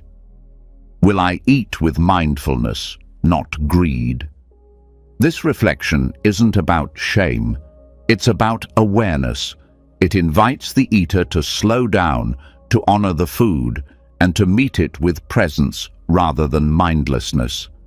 When you take your first bite with awareness, something changes. The flavor deepens. The texture becomes clearer. The experience becomes richer. And this richness isn't because the food changed. It's because you did. The gratitude grows not just for the taste, but for everything that had to happen for you to taste it at all. The soil, the sun, the rain, the labor, the moment. It all comes together in that bite. Gratitude through mindful eating isn't limited to gourmet meals.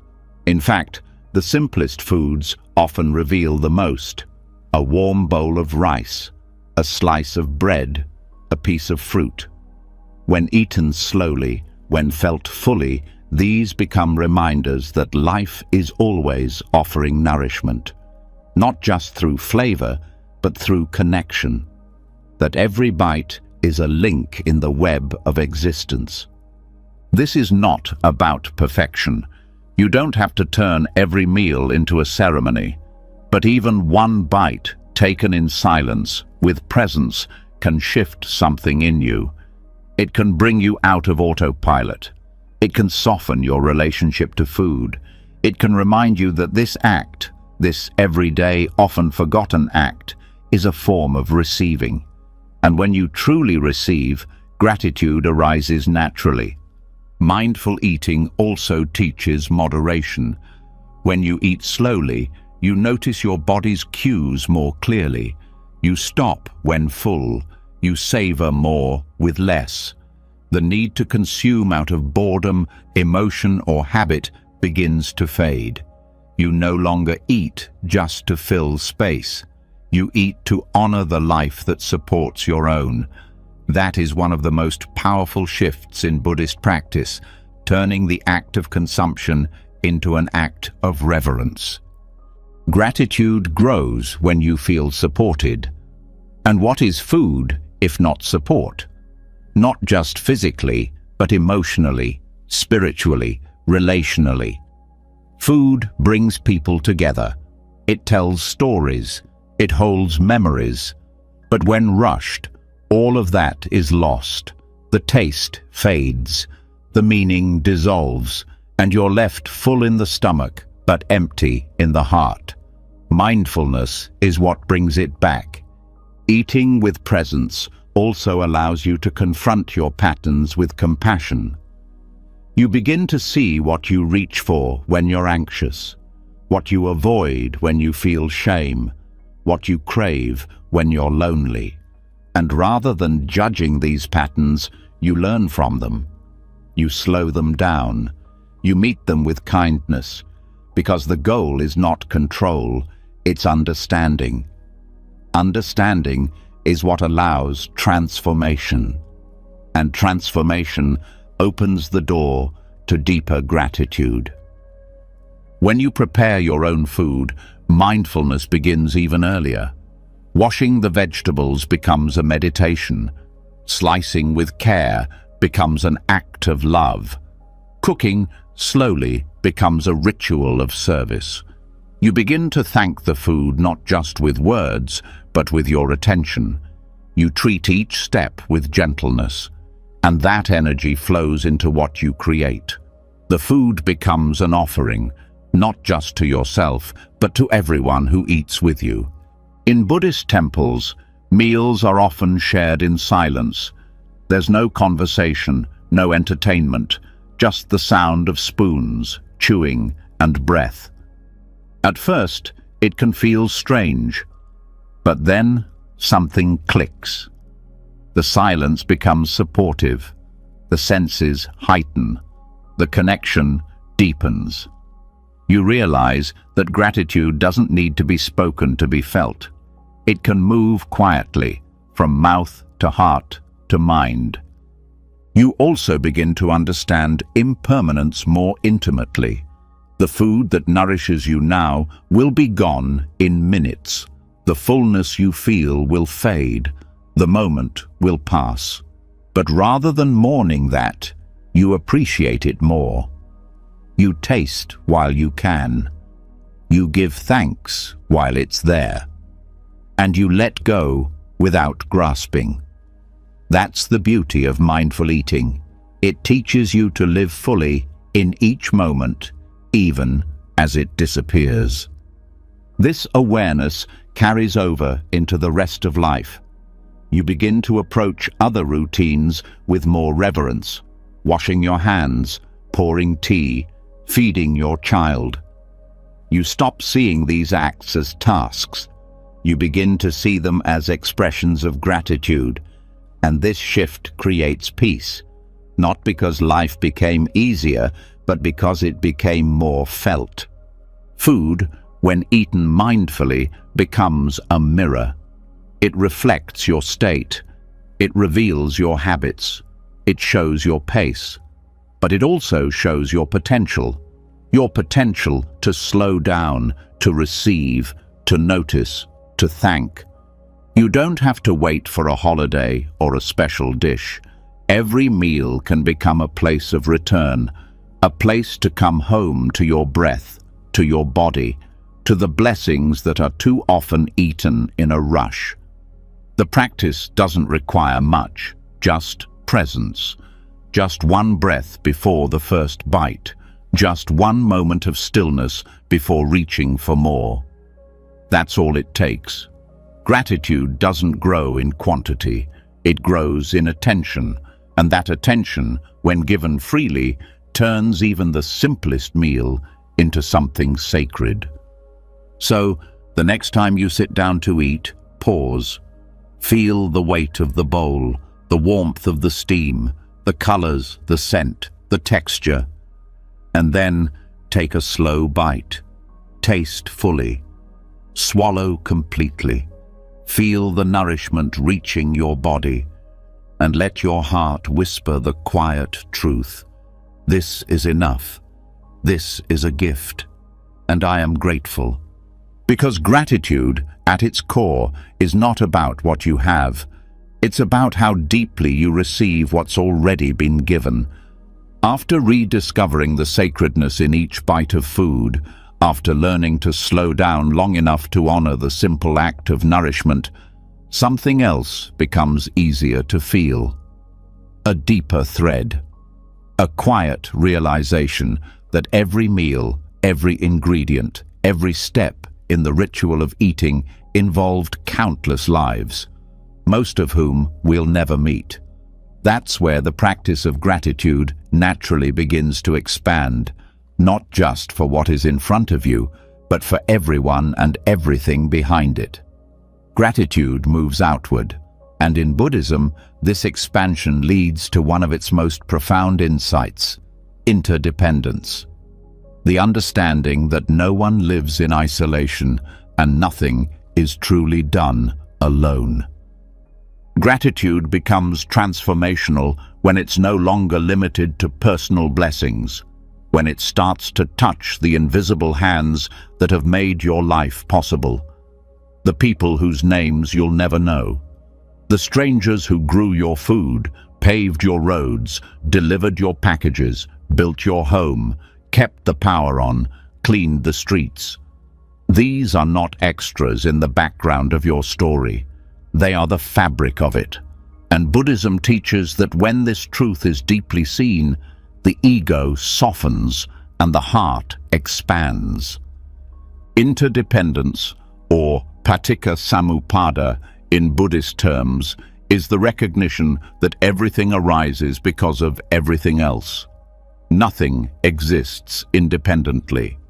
A tree needs sunlight, soil, water, wind, time. A human being needs language, culture, shelter, care. Even your thoughts are shaped by experiences you didn't choose. You didn't invent the alphabet. You didn't create the internet. You didn't build the chair you're sitting on. You are being supported right now by thousands of forces, some seen, most unseen. This is not meant to overwhelm. It's meant to awaken a deeper kind of gratitude, one that bows silently to the people you may pass on the street without a second glance, one that respects the janitor as much as the doctor, one that sees the value of each link in the chain, knowing that when even one link is missing, everything changes. The mind conditioned by separation says, "I did this myself." The mind trained in interdependence says, "I walk on the efforts of others." And from that view, even the most routine things begin to glow with appreciation. That cup of tea, it took hundreds of people to make possible, from the farmer to the factory worker to the truck driver to the shopkeeper. Gratitude then becomes not just a feeling, it becomes a lens, a way of seeing the world with new eyes. When you start thanking strangers in your heart, something shifts in your energy. You stop seeing the world as full of enemies or competitors. You begin to feel held, supported, connected. That connection doesn't require conversation. It doesn't need to be returned. It just needs to be felt. And when it is, even traffic feels different.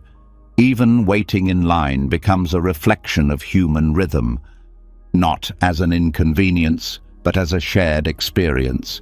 Buddhism emphasizes compassion not as a concept, but as a direct result of understanding interdependence. When you see clearly that your well-being is tied to others, it becomes natural to wish them well.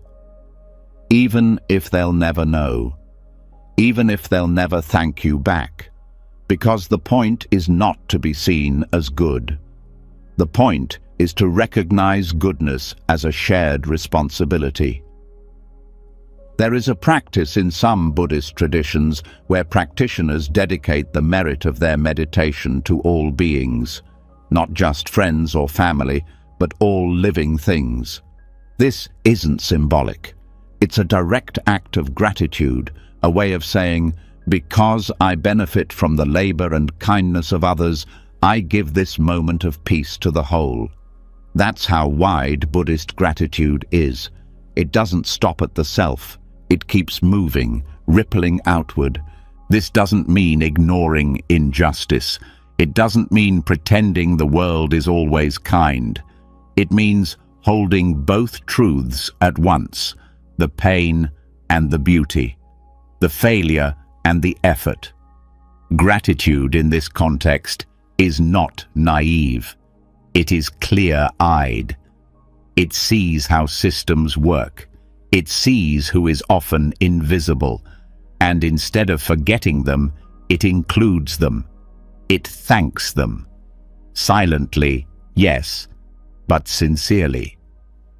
Interdependence also dissolves arrogance, the sense that one person deserves more than another, that your success is solely your own, that you are separate from the people who seem to have less.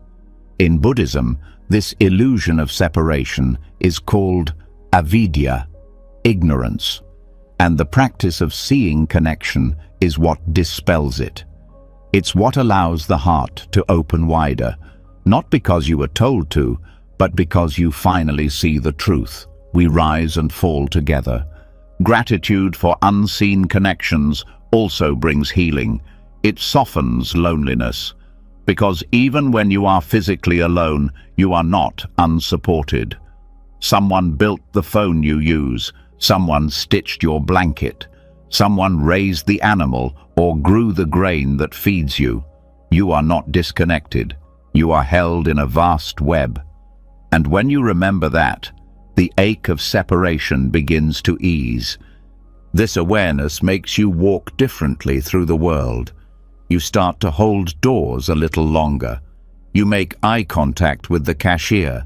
You give a silent nod to the sanitation worker.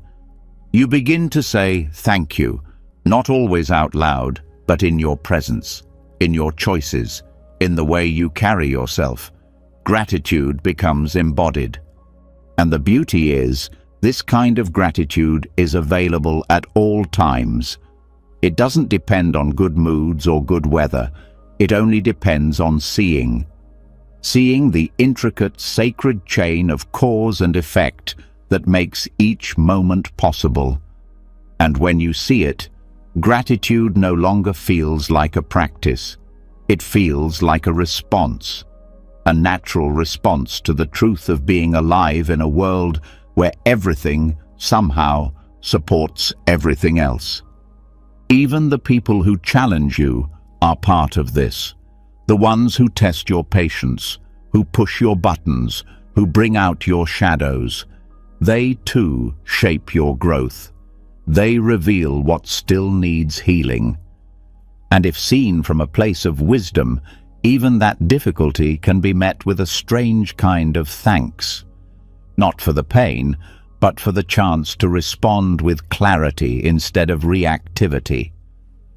Gratitude for unseen connections is not sentimental. It is fierce. It is clear. It asks you to wake up from the illusion of separateness and feel the hum of life moving through everything. Through the hands that prepared your food, through the writers whose words shaped your thoughts, through the farmers, engineers, healers, dreamers who have poured themselves into the world so you could live more freely. It also brings a sense of responsibility, not the heavy kind, but the meaningful kind. If so many lives have supported yours, how can your life support others? Not through grand gestures, but through small, consistent care, through showing up with kindness, through offering your own labor, words, time, presence, energy. Gratitude then becomes not just internal, it becomes active. And when you start living this way, something remarkable happens. Life stops being about getting. It becomes about giving, not out of obligation, but out of recognition. You give because you've received. You offer because you've been supported. And that giving returns to you in the form of deeper peace, wider connection, and a quieter, more grounded joy. So tonight, as you rest, think of the invisible hands that held you today. The ones who didn't know your name, but made your day possible. Thank them in your heart. Let that gratitude stretch beyond your immediate circle. Let it touch the vast web of connection that holds all things together. Because when you see how deeply everything is linked, you stop walking through the world like a stranger, and you start walking like you belong. When the heart finally sees the web of unseen connections that hold up every part of life, it becomes almost impossible not to feel moved. Something softens, something shifts.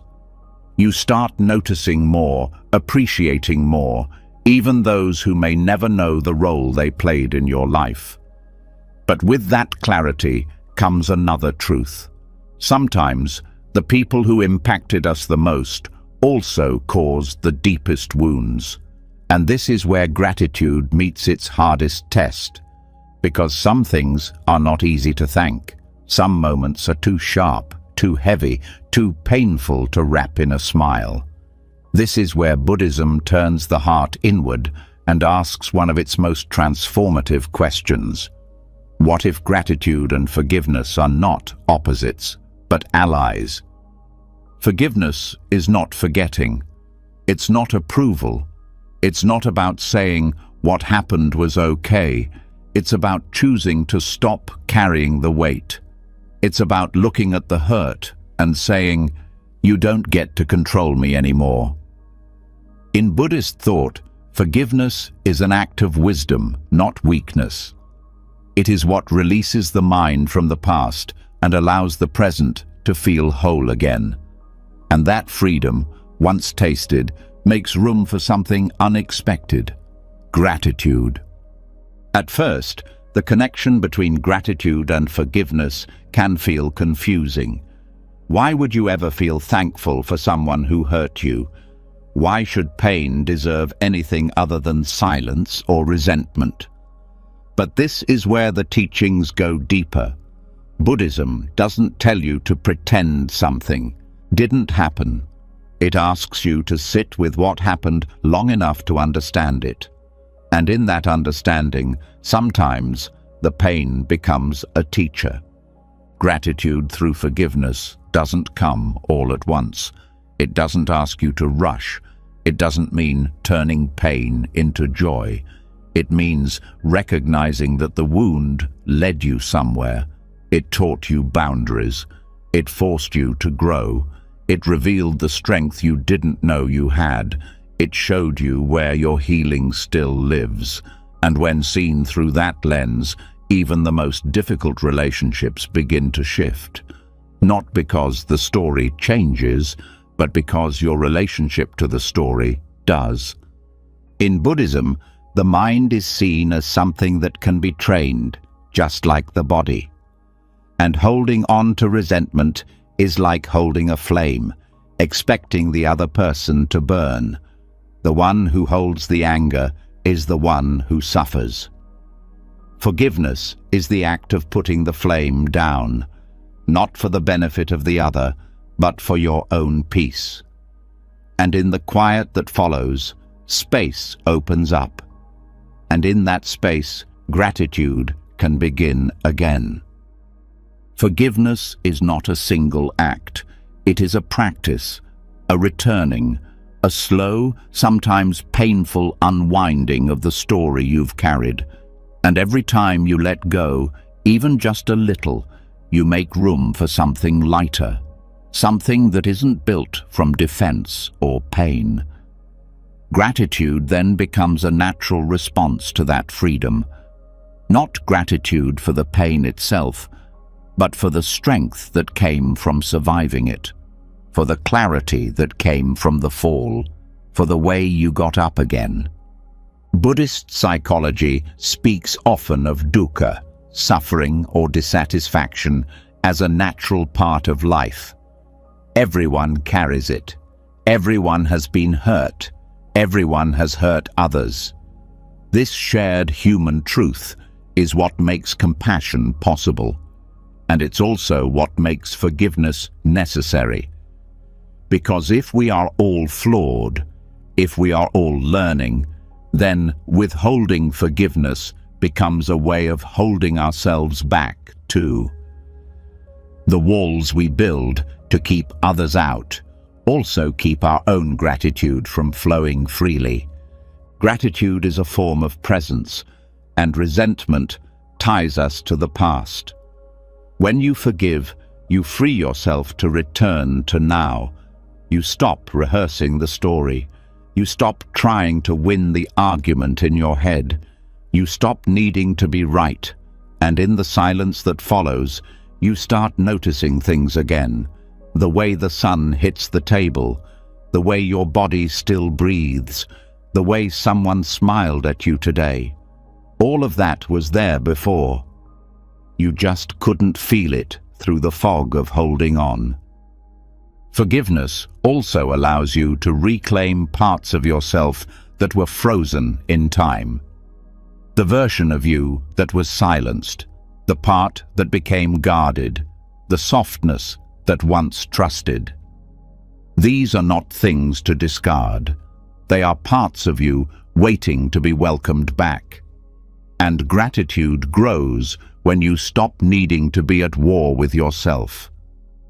When you stop dividing the timeline of your life into good and bad, right and wrong, strength and shame. You begin to see it all as part of the same journey. Buddhism teaches that even our enemies are our teachers, not because they were right, but because they reveal what we still cling to. They show us where our attachments live, attachments to being understood, to being treated fairly, to being seen in a certain way. When those attachments are challenged, pain arises, but so does insight. And with insight comes choice. The choice to continue the cycle or to step out of it. Forgiveness is how you step out.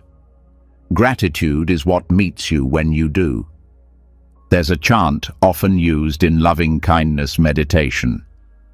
May all beings be happy. May all beings be free from suffering. That includes you. That includes the ones who hurt you. That includes the parts of you still healing. Forgiveness doesn't mean pretending nothing happened. It means refusing to let pain become your identity. And gratitude helps that refusal feel rooted, not just in principle, but in truth. Sometimes forgiveness begins not with others, but with yourself. The mistakes you made, the things you didn't say, the times you betrayed your own values. These are the heaviest stories of all. And yet, Buddhism teaches that clinging to self-blame is just another form of attachment. You are not the worst thing you've ever done. You are not frozen in your failures. And the moment you begin to forgive yourself is the moment you start to thank yourself for surviving, for trying again, for not giving up. That self-thankfulness is a powerful step. It's what turns guilt into responsibility. It's what turns shame into transformation. It's what makes the past a source of wisdom instead of a weight. You don't need to forget what happened. You don't need to love every version of yourself. You just need to stop using old pain as proof that you're unworthy of peace. Gratitude through forgiveness isn't dramatic. It's quiet.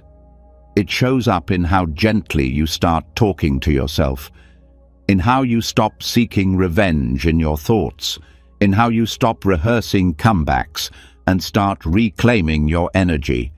It's the shift from "they owe me" to "I release them," not because they deserve it, but because you deserve freedom. You begin to realize that letting go doesn't erase justice. It just stops the bleeding. It creates space for new life to grow. And in that new life, gratitude returns, not as a performance, but as a way of breathing. You begin to say thank you for the chance to feel again. Thank you for the resilience that held you through it. Thank you for the people who stayed. Thank you for becoming the kind of person who can move forward without needing to hold on to hate. So tonight, if something in you still feels heavy, this may be the moment to begin again, to take one breath and release one thought. You don't have to fix everything. You don't have to forgive everything. You just have to be willing to soften, to stop turning your back on peace. Because when you do, gratitude comes rushing in, not for what happened, but for what you can now become. And that is enough, more than enough. Always. Letting go is never easy.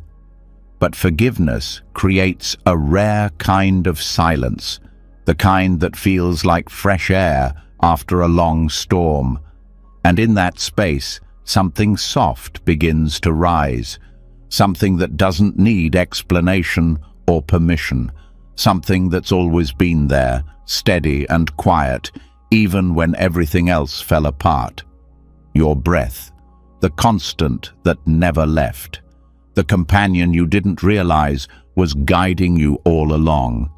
In Buddhist practice, this is where gratitude begins to settle, not just in the heart, but in the body, through breath, through presence, through the simple act of being alive, one inhale at a time.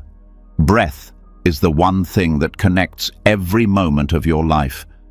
It's the first thing you did when you arrived in this world, and it will be the last thing you do before you leave it. It asks for nothing, yet gives everything. And most of the time, it goes unnoticed. But in Buddhist meditation, the breath is not a background process. It is the anchor, the doorway to clarity, the teacher that reminds you that life is not in the past or the future. It's here, it's now, and it's breathing. Gratitude for breath doesn't need to be loud or poetic. It begins when you stop long enough to feel it, to really notice the way air enters your body and leaves it, how it expands the belly, softens the chest, grounds the feet. You begin to feel the breath as something more than function. It becomes a relationship, a rhythm, a prayer of presence that requires no words. This is not about controlling the breath or manipulating it. It's about witnessing it, letting it be exactly as it is, shallow or deep, fast or slow, heavy or light. The breath is not here to impress. It's here to carry you through whatever comes. And when you learn to meet it with awareness, gratitude arises, not from what you gain, but from what you finally notice. The ancient Buddhist texts often refer to breath as the bridge between body and mind. It's always available. It can't be taken from you by circumstance or noise, and yet, because it's so constant, it's often ignored. That's the irony. What sustains you the most is what you forget the fastest. But when you return to it, when you really feel it, your entire world slows down. The past becomes less sharp, the future less urgent, and what's left is presence, not forced, not fake, but real, tangible, alive. This kind of breathing is not something extra to add to your day. It's already happening. The only difference is that now you're paying attention, and that attention changes everything. It changes how you listen, how you walk, how you speak, how you rest. Because when breath becomes your companion, you stop living in reaction. You start living in rhythm. The Buddha taught anapanasati, or mindfulness of breathing, as a core practice, not because it was trendy or dramatic, but because it was universal. Everyone breathes, everyone suffers, everyone forgets, and breath is the tool that brings you back, over and over again. It doesn't matter what your past looks like. It doesn't matter what you believe. The breath welcomes everyone equally. And when you see that, gratitude isn't something you have to create. It becomes your natural state. There's a subtle shift that happens when you become more aware of your breathing. You start to sense its intelligence, the way it changes when you're tense, the way it deepens when you rest, the way it shortens when fear arises, and the way it anchors you when you choose to return. The breath becomes a mirror. It reflects your state. It shows you where you're holding, and then it offers you a way to soften again and again. Gratitude grows when you feel supported. And nothing supports you more consistently than your breath. It never asks for your attention, but the moment you give it, it meets you fully. That's the beginning of trust, not in ideas or people or outcomes, but in the moment itself. In your ability to be here, to feel, to respond with presence instead of panic. Breath awareness also teaches patience, because when you're watching the breath, you're not pushing or chasing, you're simply being. And that being is where healing happens. Not in trying to fix everything, but in learning to sit with it, to breathe with it. And in that stillness, you begin to feel grateful not just for the calm, but for the capacity to remain during the storm. When the mind is racing, when the heart is heavy, when everything feels too much, your breath becomes the doorway back. You don't have to solve everything. You don't have to escape. You just return to one inhale, one exhale, and then another. Slowly, the grip of fear loosens, the fog begins to lift, and in its place is something softer, something steadier, the quiet joy of still being here. There's a kind of reverence that comes from meeting your breath this way, not as a tool, but as a friend. You start to see how it carries your emotions, how it responds to joy, to pain, to fatigue. It becomes a language your body speaks when words fall short. And the more fluently you listen, the more connected you feel, not just to yourself, but to everything around you. This awareness also deepens compassion. You begin to realize that everyone breathes. Every person you pass, every person you judge, every person who's ever hurt you or helped you, they're breathing too, struggling, hoping, trying, failing, beginning again. That shared breath becomes a thread that links all beings. And from that thread, empathy grows, not from effort, but from recognition. Breathing with gratitude also helps you appreciate the moments that used to feel empty. Waiting at a red light, standing in line, lying awake at night. These become opportunities to return, to reconnect, to feel yourself alive without needing to do or fix or prove anything. Just breathing, just being. And in that simplicity, peace begins to grow. Over time, this practice reshapes how you experience life. You start to respond instead of react. You pause more. You listen better. You speak with more care. And when difficulty comes, as it always does, you're not thrown as far off center. You return to breath, to now, to what is true beneath the noise. And the gratitude that arises isn't fleeting. It's not dependent on mood or outcome. It's steady, rooted, because it's not based on getting what you want. It's based on being who you are, a breathing, feeling, living being who can meet life one moment at a time. That's the heart of the practice. That's the gift. So, tonight, let this be your only goal. Not to change anything, not to solve anything, just to breathe, and to notice that you are breathing, to let that breath be enough. Let it guide you back. Let it soften your thinking. Let it loosen the grip of the day. Because every breath you take is a quiet reminder. You are still here. You are still part of this life. And that, in itself, is something to be deeply grateful for. Breath is the truth that never leaves. It holds the body, quiets the mind, and pulls awareness gently back into the now. And once it's truly seen, not just as a function, but as a gift, something deep, and unshakable begins to grow.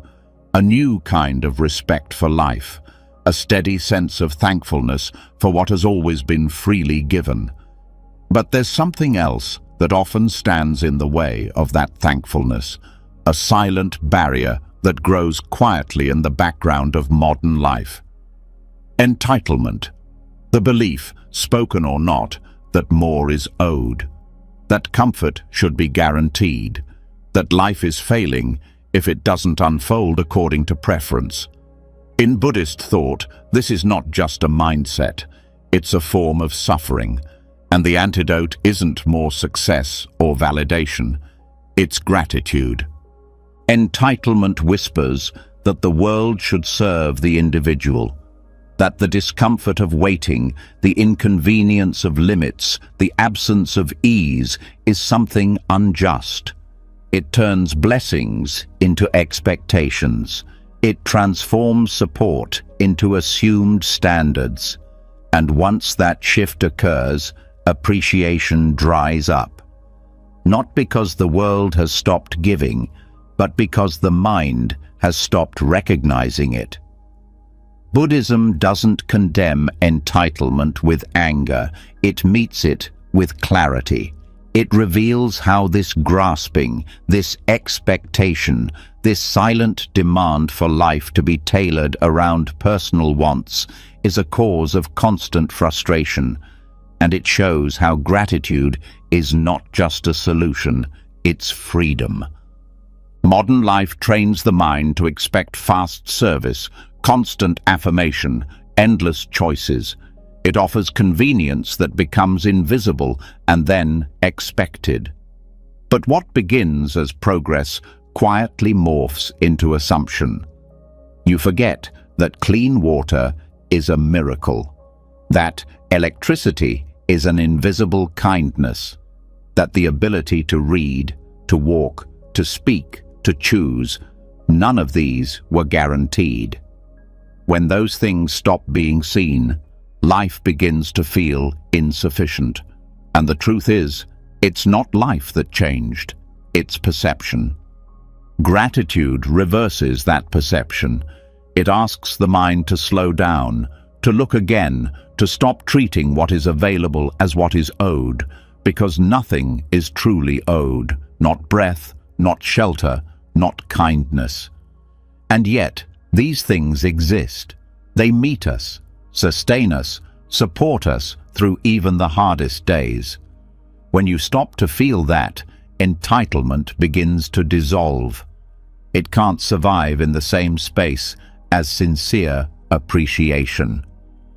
In Buddhism, the practice of mindfulness naturally weakens entitlement. Because the more present you are, the more obvious the gifts of this moment become. The breeze that touches your skin, the light that falls across the room, the body that still functions, even after everything it's endured. You stop asking why things aren't better.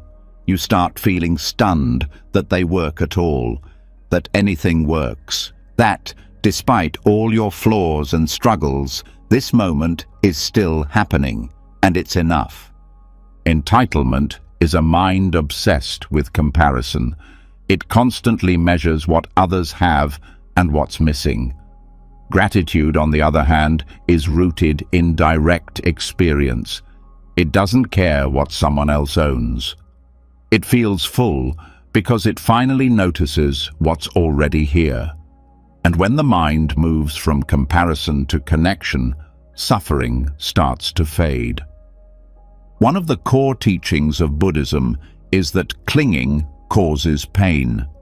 Entitlement is a subtle form of clinging to imagined futures, to specific outcomes, to the belief that life must look a certain way to be good.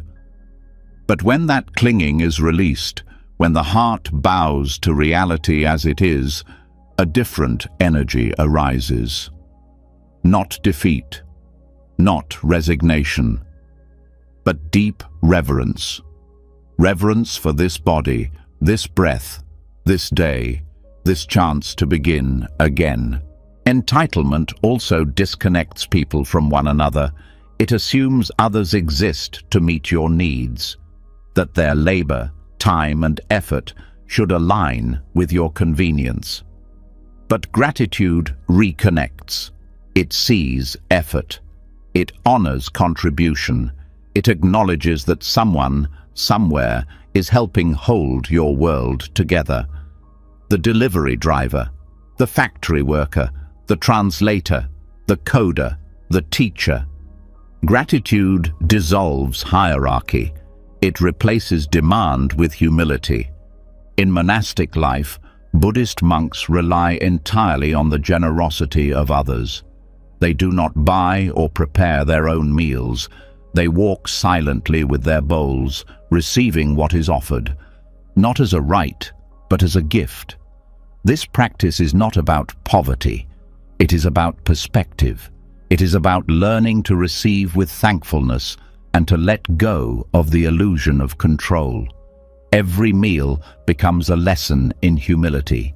Every bite a reminder that nothing is guaranteed and everything is connected. That kind of living may feel far away from modern life, but its spirit is close. It asks, what would happen if every task, every interaction, every meal was seen not as an obligation, but as a chance to give and receive with awareness? How much of daily life could become sacred again, not through ritual, but through attention? Gratitude, when lived deeply, becomes a kind of prayer, not to a god, but to existence itself. Entitlement limits the heart. It narrows the range of what's acceptable, what's satisfying. Gratitude expands it. It softens edges. It allows joy to enter through unexpected doors.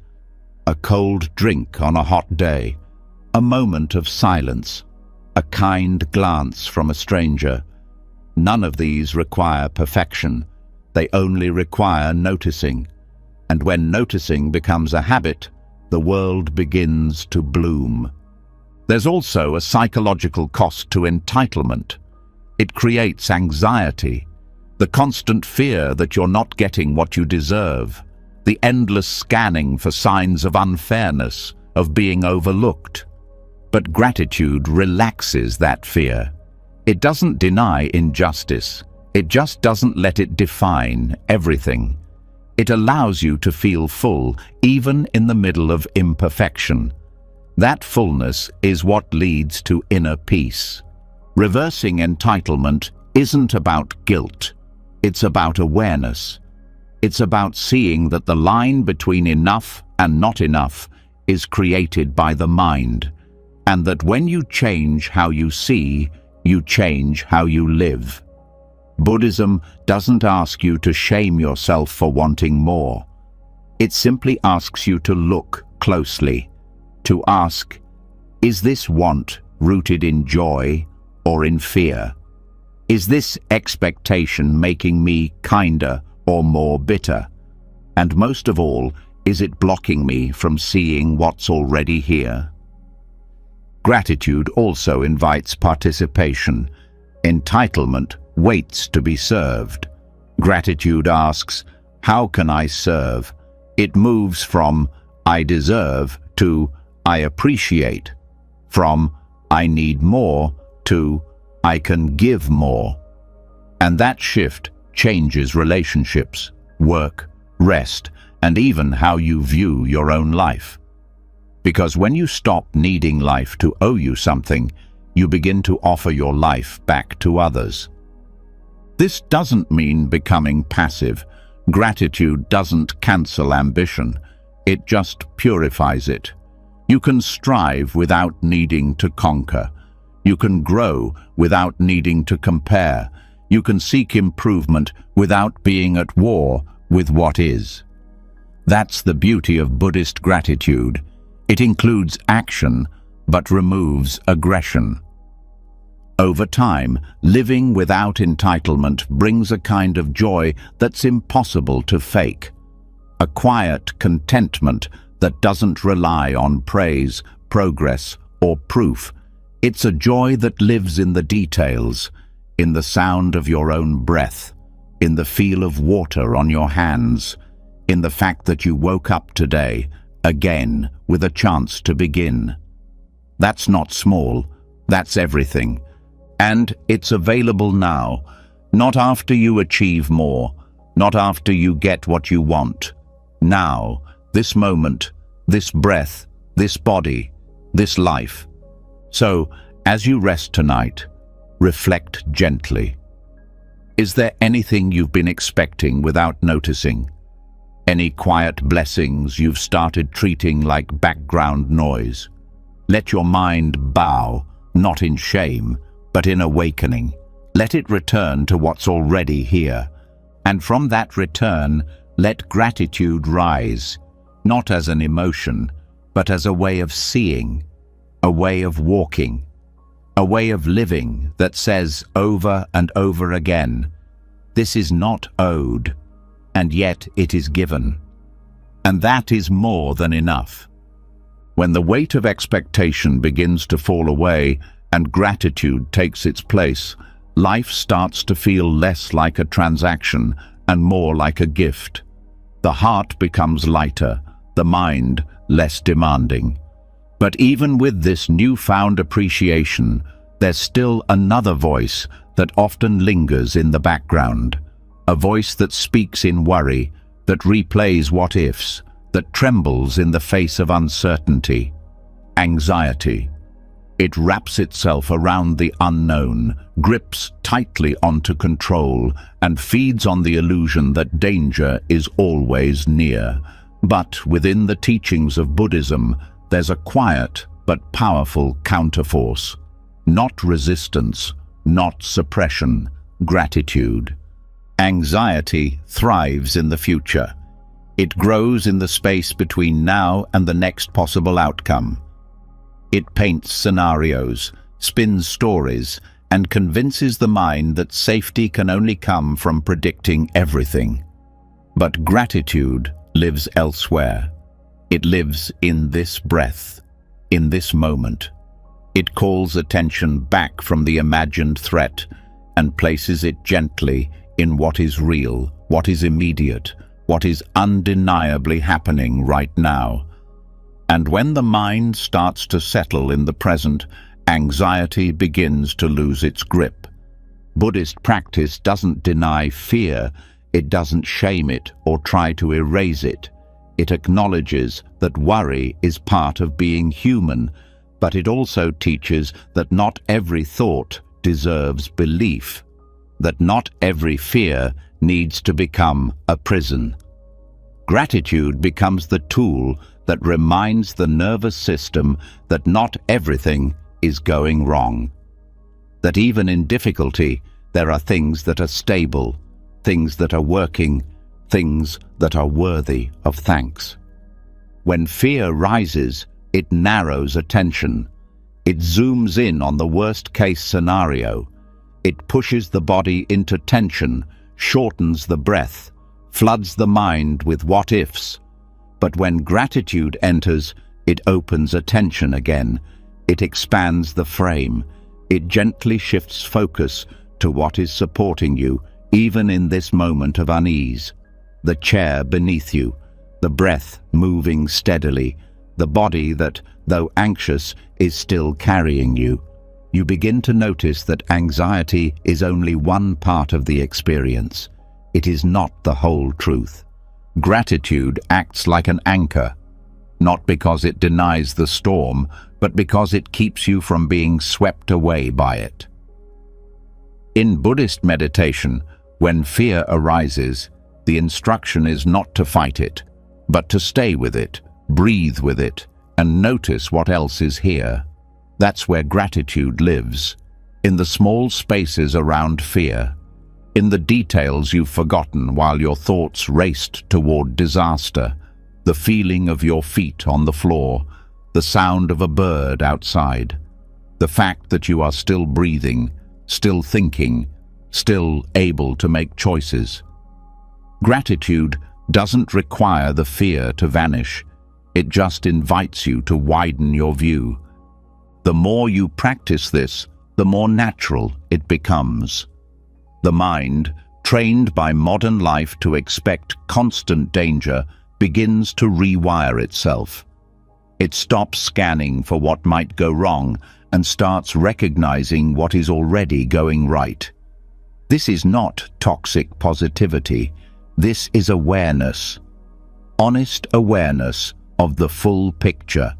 Fear may still be there, but now so is the sunrise. So is the softness of your blanket. So is the silence that helps you think more clearly. These are not distractions. They are part of reality too, and gratitude helps you hold all of it. One of the core insights in Buddhist psychology is that clinging to control creates suffering, and anxiety, at its core, is the mind clinging tightly to the illusion that control is the only way to feel safe. Gratitude loosens that grip. It says, "I don't know what will happen, but I see what's already been given." It shifts the nervous system from fight or flight to rest and receive. It lets the body remember what peace feels like, not because everything is perfect, but because not everything is falling apart. Gratitude also changes the way you speak to yourself. Anxiety often comes with harshness, with blame, with the inner voice that says, "You should have known, you're not ready, something bad is coming." But when gratitude enters that inner space, the tone shifts. It becomes more gentle, more honest. It says, "Yes, this is hard, and look how far you've come." It says, "You don't know what's next, and still, you're here." Gratitude replaces the inner critic with the inner witness, one that sees without judgment, one that softens fear with truth. Even physiologically, gratitude changes the chemistry of anxiety. Studies have shown that practicing gratitude lowers cortisol, slows heart rate, and increases the brain's ability to focus and regulate emotion. In Buddhism, these changes aren't just side effects. They're signs that the mind is returning to balance, to the middle way, to a state where the nervous system no longer needs to prepare for imaginary danger, but can finally rest in what's real. Anxiety isolates. It tells you that you're alone, that no one understands, that the world is hostile and indifferent. But gratitude reminds you that connection is always possible, that people have helped you before, that kindness has touched your life in small and big ways, that the world, while uncertain, is also full of care. The moment you start to list even 3 things you're grateful for, your awareness shifts from isolation to inclusion. And inclusion is the antidote to fear. Gratitude also grounds the body. When the mind is anxious, it floats into the future. But when you begin to thank your body, your lungs for breathing, your hands for working, your feet for walking, you pull yourself back into form. You stop being a floating thought. You become a person again, a grounded, breathing, sensing being who can meet this moment with clarity. In Buddhist loving-kindness practice, fear is often met with phrases of care. May I be safe. May I be well. May I be at peace. These phrases are not wishes, they are reminders. Reminders that fear doesn't make you unworthy of calm, that anxiety doesn't erase your right to feel steady, and that even when the storm is loud, gratitude can be the still point inside it. You begin to see that gratitude is not something to reach for when life feels good. It is something to turn toward, especially when life feels uncertain. It becomes the tool that helps you pause before panic, that helps you question the story that says, it's all falling apart. That helps you come back to this moment, not with denial, but with courage. Gratitude also brings perspective. It reminds you that you've faced difficulty before, that you've survived hard days, that worry didn't break you, that somehow, even when fear said you wouldn't make it, you did. And here you are, breathing, listening, growing. That history is real, that resilience is real, and remembering it is a form of gratitude in itself. Eventually, this practice becomes part of your nervous system. The mind still worries, but now it also remembers. It remembers that peace is possible, that fear can visit without staying, that the breath is always available, that gratitude doesn't erase anxiety, but it makes room beside it. A room where calm can sit down, where kindness can return, where you can rest, even if just for a few moments. So, as this night unfolds, let that room be enough. Let one grateful thought soften one anxious one. Let one moment of presence interrupt the loop of fear. You don't need to be fearless. You just need to remember that not everything is a threat, that some things are still beautiful, that your body is still breathing, that this, right now, is not danger. It's life. And life, even when uncertain, is still full of things to thank. Let that be your protection. Let that be your peace. Let that be the beginning of a new way forward, one breath at a time. When gratitude begins to calm the storms of anxiety, when the breath slows and the heart softens, something unexpected starts to open, space for others, for their voices, their stories, their presence. Because fear tends to narrow the mind, but thankfulness expands it. And in that expansion, another kind of gift reveals itself. The gift of mindful listening. In Buddhism, listening is not just a way to gather information. It's a form of meditation, a form of service, a form of connection, and it's in that quiet, intentional hearing that gratitude finds a deeper home.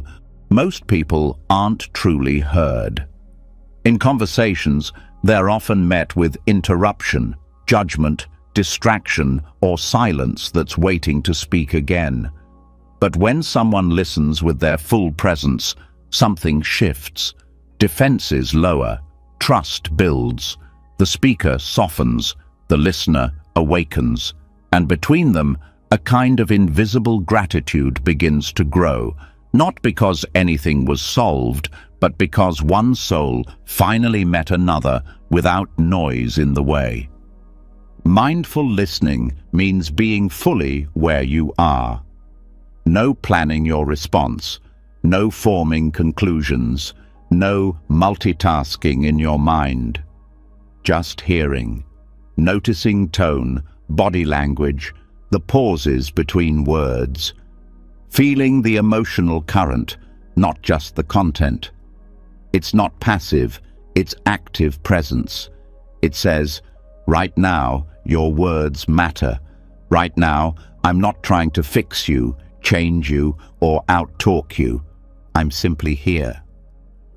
In Buddhist teachings, this kind of listening is considered one of the deepest forms of compassion, because to truly hear someone without inserting your own agenda is to offer them a place to exist as they are. And when people are allowed to be as they are, gratitude naturally arises, not just in them, but in you, because you begin to realize how rare and powerful that kind of presence really is. Gratitude in listening is not always loud. It can be felt in the warmth of a nod, in the silence that holds space, in the softening of someone's face when they realize they won't be interrupted. It's in the trust that builds word by word, and it grows strongest not when there's agreement, but when there's genuine attention. Listening this way changes relationships. It heals what distance has frayed. It reveals layers of someone that were buried beneath quick conversations and surface talk. It uncovers histories, longings, and fears that were never meant to be secrets, but simply needed patience to be shared.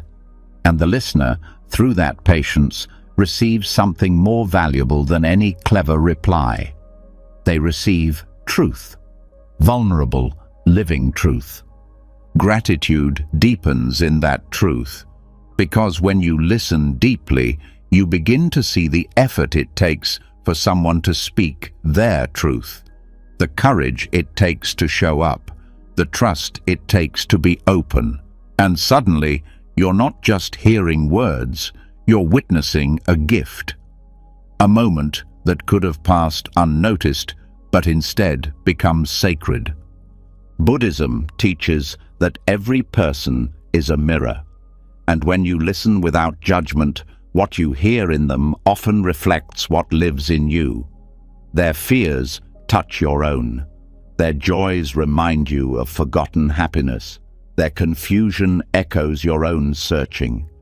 And in that shared humanity, a new kind of gratitude arises, not just for them, but for the reminder that you are not alone. This kind of listening also requires humility. To hear someone without inserting your story, to not one-up, correct, or compare, to let them lead the moment, to let them feel seen without your ego needing attention. That humility is not silence, it's strength. The kind of strength that says, this moment isn't about me. And that kind of surrender creates room for connection deeper than words. Mindful listening can also reveal how rarely we truly show up. How often we listen to respond, not to understand. How often we filter what we hear through our own judgments. But awareness brings change. And with that awareness comes the chance to shift, to listen better, to care more honestly, to sit with someone's words the way you would sit beside a friend in silence, not needing to fix the silence, just to share it. Buddhist practice often emphasizes deep listening, not just with others, but with yourself. Hearing the quiet truths beneath your own thoughts. Not silencing them, but listening with curiosity. That same quality of inner listening is what gets extended outward. The more kindly you listen to your own struggles, the more space you create to hear others without defense. Gratitude in listening also transforms conflict. Because when someone feels heard, they no longer need to shout.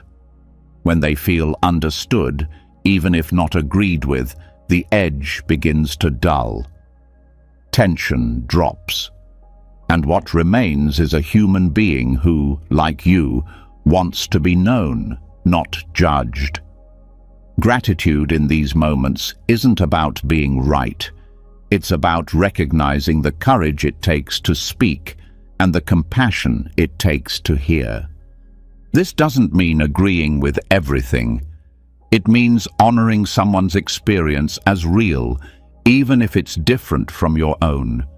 It means letting the conversation become a place of connection, not conquest. And that act, again and again, reshapes not just the conversation, but the relationship. Over time, this becomes less a technique and more a way of being.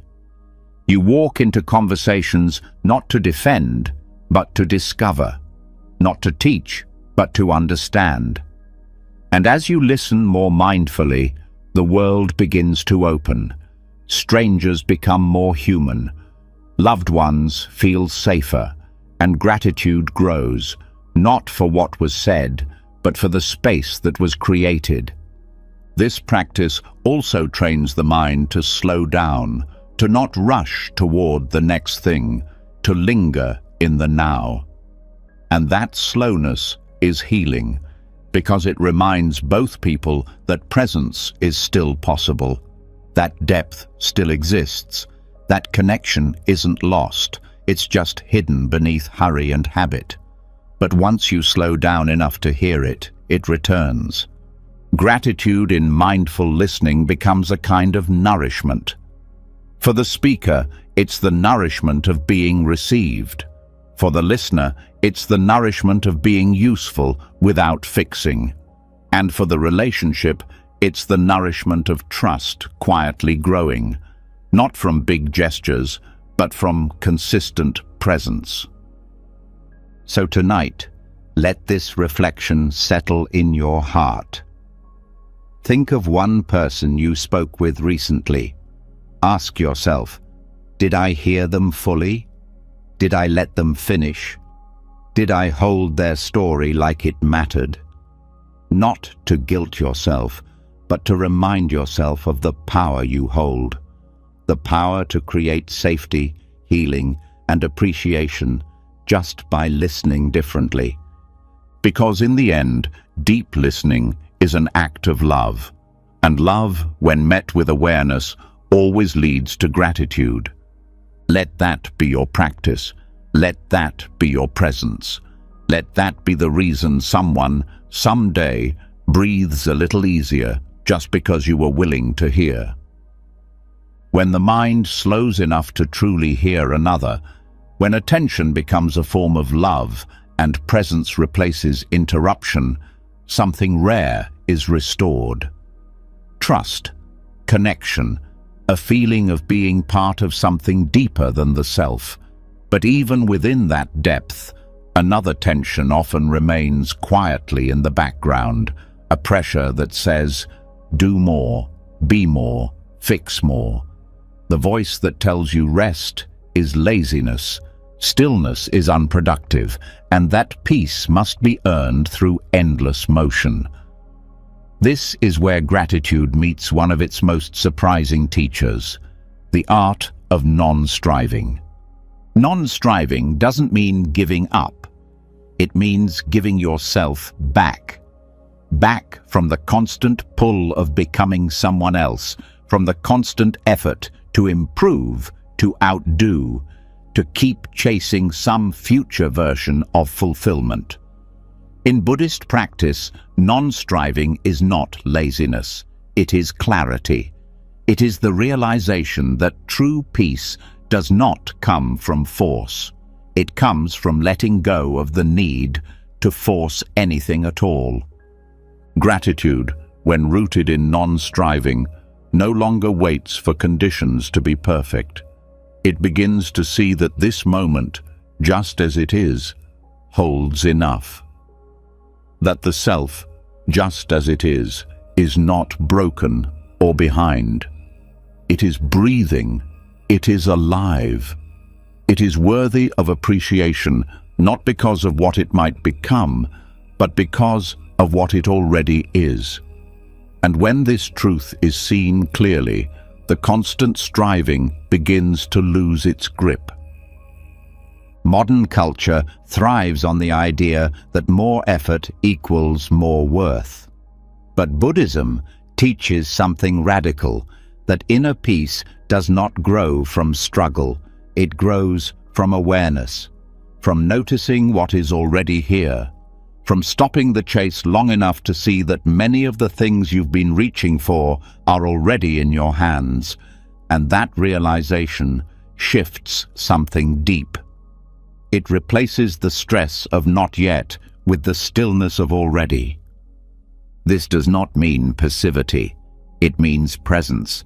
It means choosing not to exhaust your spirit in the pursuit of what can only be felt when you slow down. Non-striving is not refusing to grow.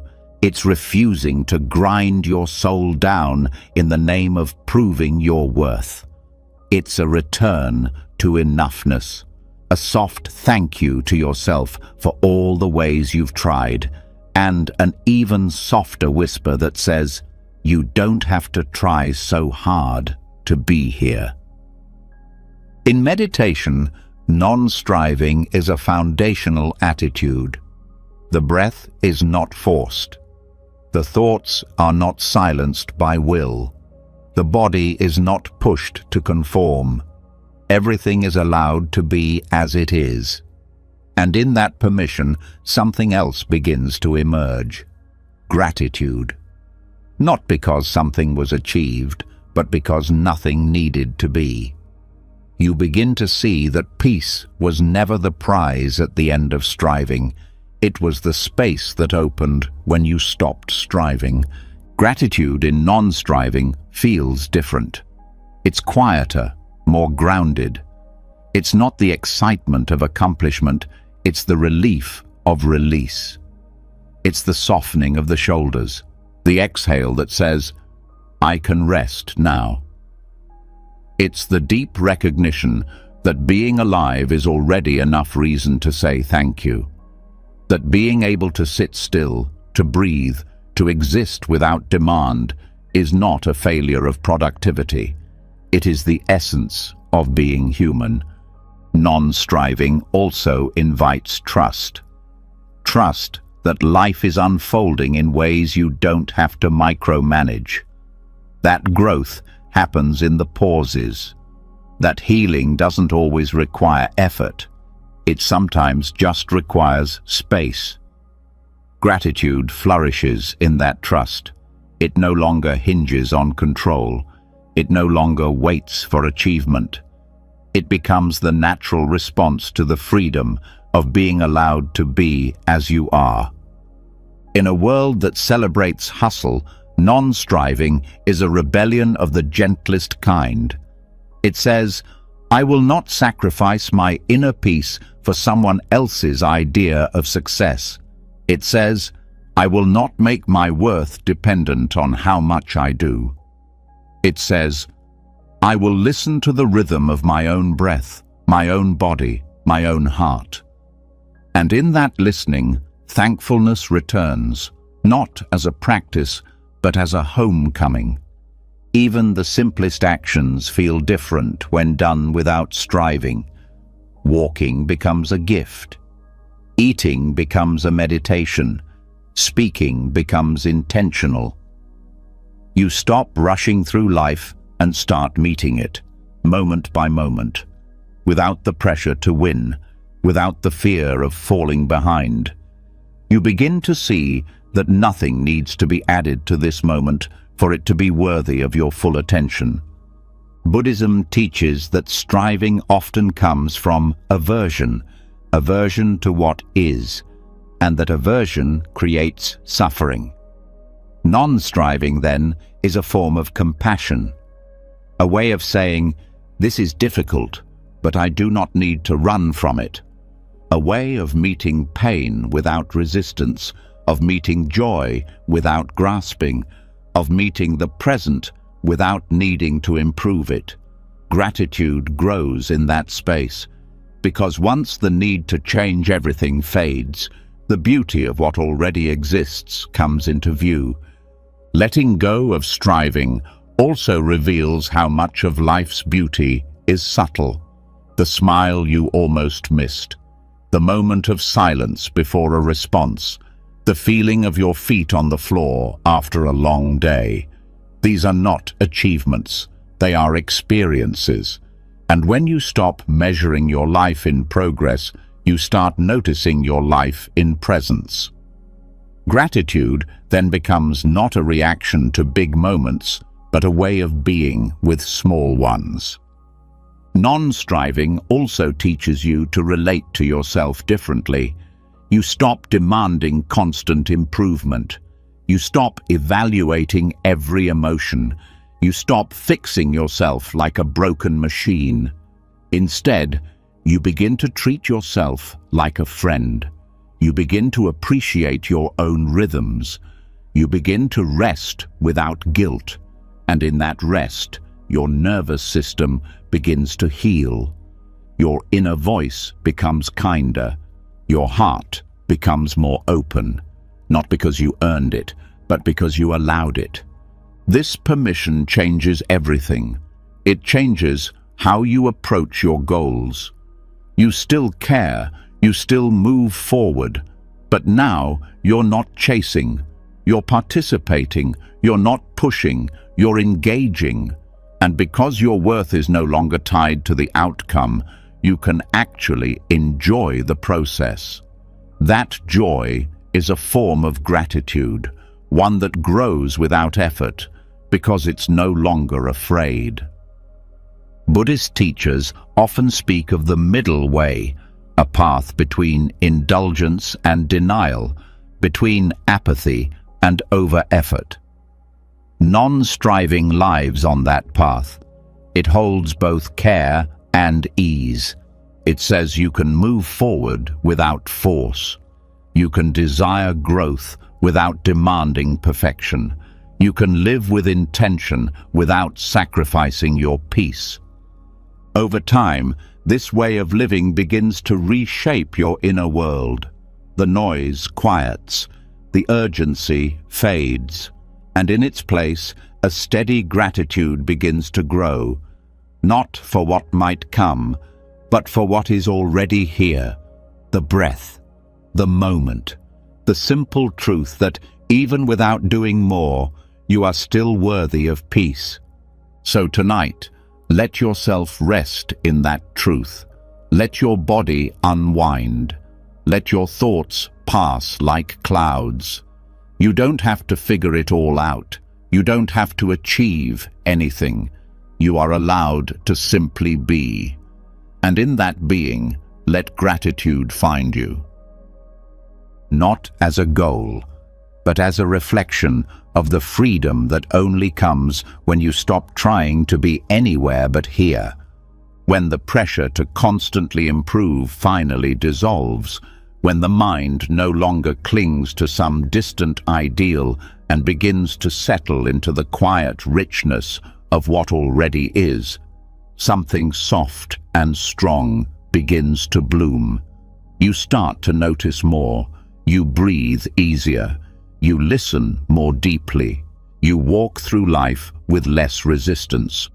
But just as peace starts to root itself in your daily rhythm, life brings its greatest teachers, not through calm, but through challenge. And often, those challenges wear the faces of people who test your patience, push your boundaries, or seem impossible to understand. This is where Buddhist gratitude is tested in its most powerful form, through the presence of difficult people. It's easy to feel thankful when things are harmonious, when conversations are gentle and people meet you with kindness.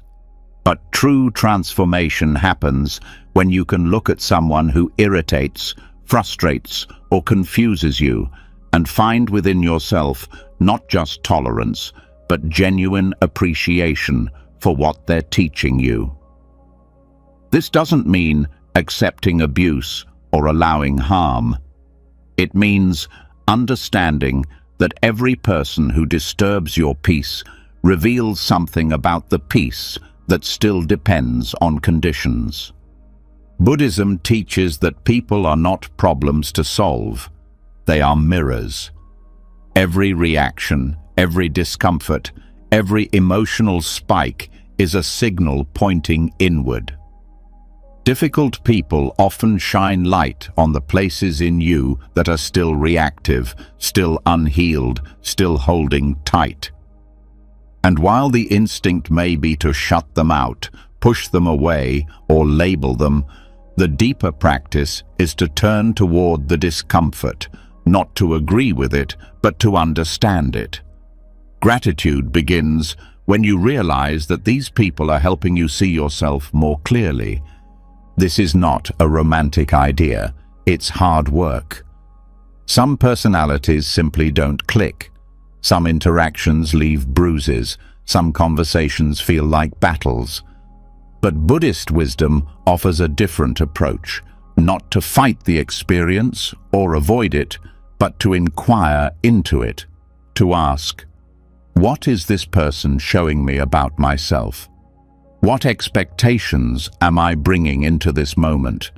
What part of me is still attached to being right, to being liked, to being in control. Gratitude starts to grow, not because the person becomes easier, but because your mind becomes less reactive. You stop needing them to change for you to be at peace. You start seeing the space between their behavior and your response. And in that space, choice is born. The choice to listen more than defend. The choice to pause instead of escalate. The choice to soften, even if they don't. This shift isn't weakness, it's freedom. When your peace no longer depends on others behaving the way you want, you reclaim enormous power. And that's when you begin to feel thankful, not for the conflict, but for the clarity. You thank the person not for hurting you, but for showing you where your work still lives. You thank them not because they were right, but because they revealed something real. And that kind of gratitude is unshakable. In Buddhist practice, this is the heart of compassion, not just wishing others well, but recognizing their suffering even as they hurt you. Most difficult people are not malicious, they are hurting, reacting from fear, pain, confusion. When you can see that, something softens in you, the edge dulls, the armor loosens. Gratitude then becomes a form of compassion, a quiet acknowledgement that we are all trying, failing, learning, and that no one is only the worst thing they've done. Even if the interaction doesn't change, you do. You carry less resentment, you ruminate less, you stop replaying arguments in your mind. That inner peace is not a gift the other person gave you, it's a gift you gave yourself by changing your perspective. And that self-given peace becomes something you deeply value. Gratitude arises for your own capacity to grow, to stay present, to choose kindness even in the face of discomfort. Difficult people also teach you boundaries. They help you see where you've been too open, too accommodating, too afraid to say no. They force you to clarify what matters to you, and that clarity, once gained, becomes a strength. Gratitude then includes the lesson, the firmness, the self-respect that was born from the tension. Without the difficulty, those muscles wouldn't have developed. There's also a humility that comes from being around those you don't naturally like. It shows you the limits of your patience. It exposes your judgments. It humbles your assumptions.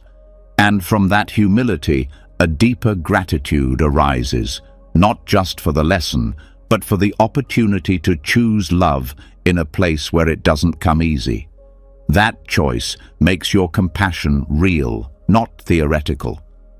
Over time, you may even begin to feel thankful that not everyone agrees with you, that there are voices in your life that challenge your thinking, that force you to reflect more deeply, speak more clearly, feel more intentionally. These people become sharpening stones, not because they are kind, but because they make you pay attention.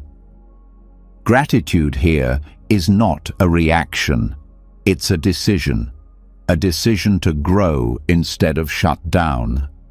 There's a story in Buddhist tradition of a disciple who asked the Buddha how to practice compassion towards someone who is truly cruel. The Buddha replied, "Find the place in you that fears them and offer compassion there first." This is where gratitude lives, in that soft place beneath the fear, the frustration, the hurt. When you offer compassion there, gratitude follows, not because the person became easier, but because you became freer. Sometimes the most difficult people are the ones closest to you. Family, co-workers, longtime friends. These relationships hold history, expectations, emotional weight. But Buddhist wisdom invites you to approach even these bonds with mindfulness, to ask, what can I learn here? What have I been unwilling to see? What version of them am I still clinging to instead of meeting them as they are today? Gratitude in these cases often begins with grief, grieving the relationship you wanted, the version of the person you hoped they would become. But once that grief is honored, space opens for something else, for acceptance, for clarity, for a gentler kind of love, one that no longer depends on change, but rests in recognition. You start to thank them, not because everything was good, but because they helped you become who you are. They brought your wounds to the surface so they could be healed. They tested your patience until it became real. They pushed your buttons until you finally understood the wiring. That's a strange kind of gift, but a powerful one. And when you see it, gratitude becomes deeper than any apology. You also learn to thank yourself for not giving up, for staying soft, for not becoming bitter, for doing the hard work of healing even when no one else was. That self-gratitude is essential. It's what keeps you grounded, what reminds you that you don't need everyone's approval to be at peace. And slowly, you begin to see difficult people not as curses, but as hidden allies, unwanted guides who force you to grow in ways comfort never could. They sculpt your inner life with sharp tools. They bring out your strength by resisting it, and in that friction, you find something enduring, something honest, something that says, "This isn't easy, but I'm grateful to have learned what I've learned." So, as the night deepens and your mind begins to rest, let one name come to heart. Someone who's tested you, challenged you, maybe even hurt you. Let your breath wrap gently around their memory. You don't have to forget. You don't have to agree. But if you're ready, offer just one quiet thank you. For the strength you found, for the clarity you gained, for the self you returned to because of them, not because they deserved it, but because you do. After learning how to meet difficult people with clarity and compassion, something else begins to surface. Someone even more persistent, even more challenging, even more present than anyone on the outside. That voice in your mind that never seems satisfied. The one that comments when you wake up, whispers while you try to rest, and criticizes even your smallest attempts to do something good. The inner critic. It knows your fears. It remembers your mistakes. It predicts your failure. And yet, within Buddhist wisdom, even this voice is not treated as the enemy.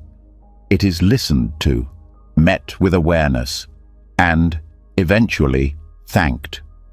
Not for the harm it's caused, but for what it was trying to do. Because, underneath its harshness, is something rarely acknowledged, a desire to protect. Most people try to silence the inner critic by fighting back. They argue with it, numb it, drown it out with distractions. But resistance only feeds its power. What Buddhist practice teaches is that this voice isn't just noise. It's a wounded protector. A voice formed out of fear, shaped by past pain, conditioned to prevent future harm. It speaks in judgment, not because it's cruel, but because, somewhere along the way, it believed that criticism could keep you safe. Gratitude toward the inner critic doesn't mean agreeing with it. It means understanding it. It means stepping back from the content of its message and seeing the intention behind it. When the voice says, "That wasn't good enough," it's often trying to keep you from rejection. When it says, "You're not ready," it may be trying to shield you from embarrassment. Its strategy is flawed, but its motive isn't always malicious. And when you meet it with this kind of clarity, something begins to shift. You stop seeing it as an enemy. You start seeing it as a scared voice that never learned how to speak gently. This shift doesn't happen overnight. The critic's voice is old. It's often rooted in childhood.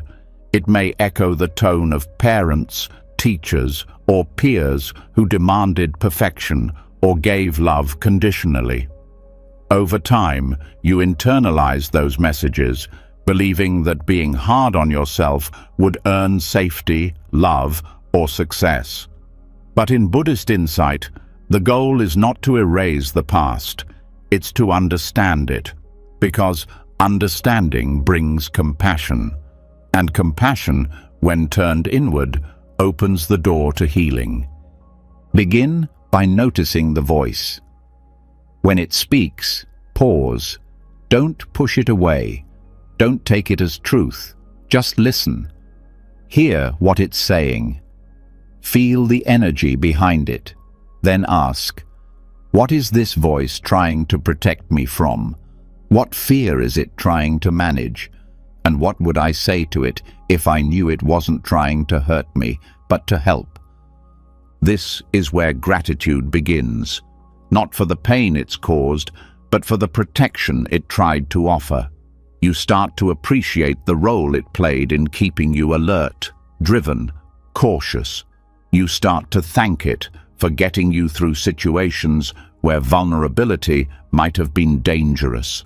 But now, you let it know that you don't need that kind of protection anymore, that you can care for yourself without self-attack, that you are building a new way, one rooted in presence, not punishment. Thanking the inner critic doesn't mean it disappears, but it changes the relationship. The volume lowers, the words soften, the urgency fades, and in its place, a new voice begins to grow. One that speaks like a guide, not a guard. One that asks questions instead of delivering verdicts. One that encourages effort without threatening your worth. That voice is not manufactured. It was always there. It was just buried under years of inner tension. This work takes patience. The critic will test you, especially when you fail, when you're tired, when you're exposed. But each time you meet it with compassion, you weaken the belief that harshness equals strength. You begin to embody a different kind of resilience. One that says, I can be honest with myself without cruelty. I can strive without self-hate. I can grow without fear. Buddhist practice reminds us that every part of the self deserves attention, even the parts that seem unlovable, especially those. Because what you ignore gains power. What you welcome begins to transform. The inner critic is no exception. When you bow to its original intent, to protect, you reclaim your voice. You begin to speak to yourself with the kind of care you offer others, and that care becomes a habit. Gratitude in this space isn't loud. It doesn't look like affirmations or mantras. It's quieter. It's the way you pause before blaming yourself. It's the way you notice your own effort before fixating on flaws. It's the breath you take after falling short that says, even this is human. Even now, I'm allowed to begin again. You also begin to recognize how the critic affects your relationships, how its voice shapes your view of others, how judgment toward yourself often becomes judgment toward the world. And when that link is seen, Gratitude deepens, not just for the healing happening inside, but for the way it's allowing you to connect more gently with others. This shift allows more peace to enter your life. You stop expecting perfection. You stop trying to outrun your flaws. You begin to see that being enough was never about being flawless. It was about being real, being awake, being present with the whole of who you are, not just the polished parts. And in that presence, you start to feel something new: trust. Trust in your ability to face discomfort without self-punishment. Trust in your strength to grow without shame. Trust in the voice that says, "You are learning, and that is enough." That trust is the root of lasting gratitude, because it no longer depends on outcomes. It depends on your willingness to stay with yourself, no matter what. So, as the night quiets and the thoughts begin to slow, notice if the critic tries to speak again. You don't have to fight it. Just listen. Thank it gently. And then, with equal honesty, tell it the truth. "I hear you. I know you tried to protect me, but I don't need fear to grow anymore. I'm safe now. I'm healing now, and I choose to move forward with love." That is not weakness. That is not self-indulgence. That is transformation. That is freedom. And that is something to be deeply grateful for. After softening toward the voice within, after meeting your inner critic, not with resistance, but with recognition, something fundamental begins to settle. A kind of inner quiet. Not silence, but calm. Not perfection, but peace with what is. And from that peace, something beautiful rises. An energy that no longer revolves around proving worth or earning love. It begins to turn outward. It begins to offer itself. And that offering, when given without needing anything in return, becomes one of the deepest forms of gratitude in Buddhist practice. The gratitude of service without reward. This kind of giving is rare. In a world that constantly measures value, that keeps invisible scorecards, that rewards recognition more than sincerity, serving without expectation can feel radical. But Buddhism teaches that this is where real freedom begins. When the need for praise dissolves, when the hunger for return fades, what remains is something purer than transaction. A kind of joy that isn't dependent on what comes back, but on what flows out. The Buddha often spoke of generosity as one of the most immediate paths to happiness, not because it fills the giver with pride, but because it empties the heart of clinging. When you give without needing acknowledgement, you unhook yourself from the mind that constantly asks, "What's in it for me?" And when that question disappears, so does a great deal of suffering. Gratitude in service is not about being thanked. It's about recognizing the opportunity to give at all. It sees the act of offering help, time, presence, or care not as a duty, but as a privilege.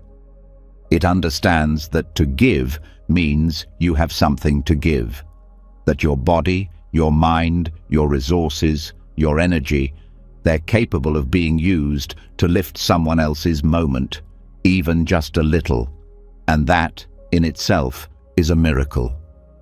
Serving without reward doesn't mean you're invisible. It means you're free. You're not caught in the trap of needing applause. You're not dependent on outcome. You're not performing.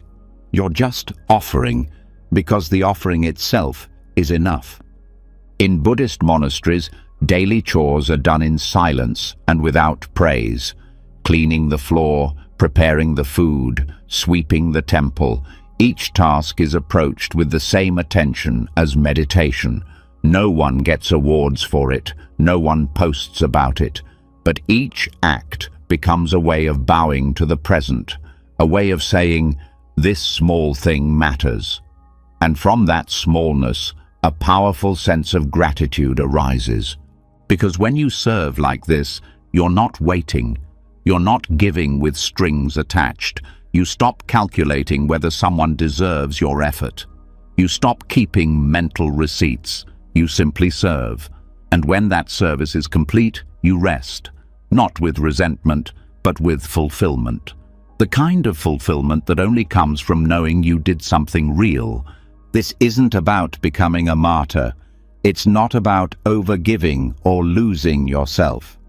Buddhist wisdom is clear. Giving must be sustainable. It must come from fullness, not from depletion. But once you care for yourself enough to give from a stable place, that giving becomes joyful. It becomes light.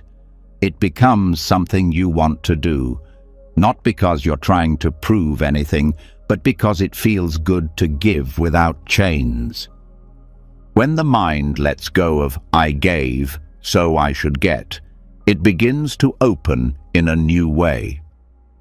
It starts to see how interconnected everything is, how the water you pour for someone else quenches your own thirst in a different form, how every kind gesture plants something in the soil of your own heart, not to be harvested for applause, but simply because it makes the ground more fertile. Gratitude in this context becomes less of a moment and more of a movement. It's not just something you feel, it's something you live.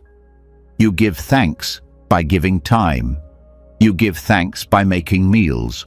You give thanks by listening, by showing up, by cleaning something that no one will notice but everyone will benefit from.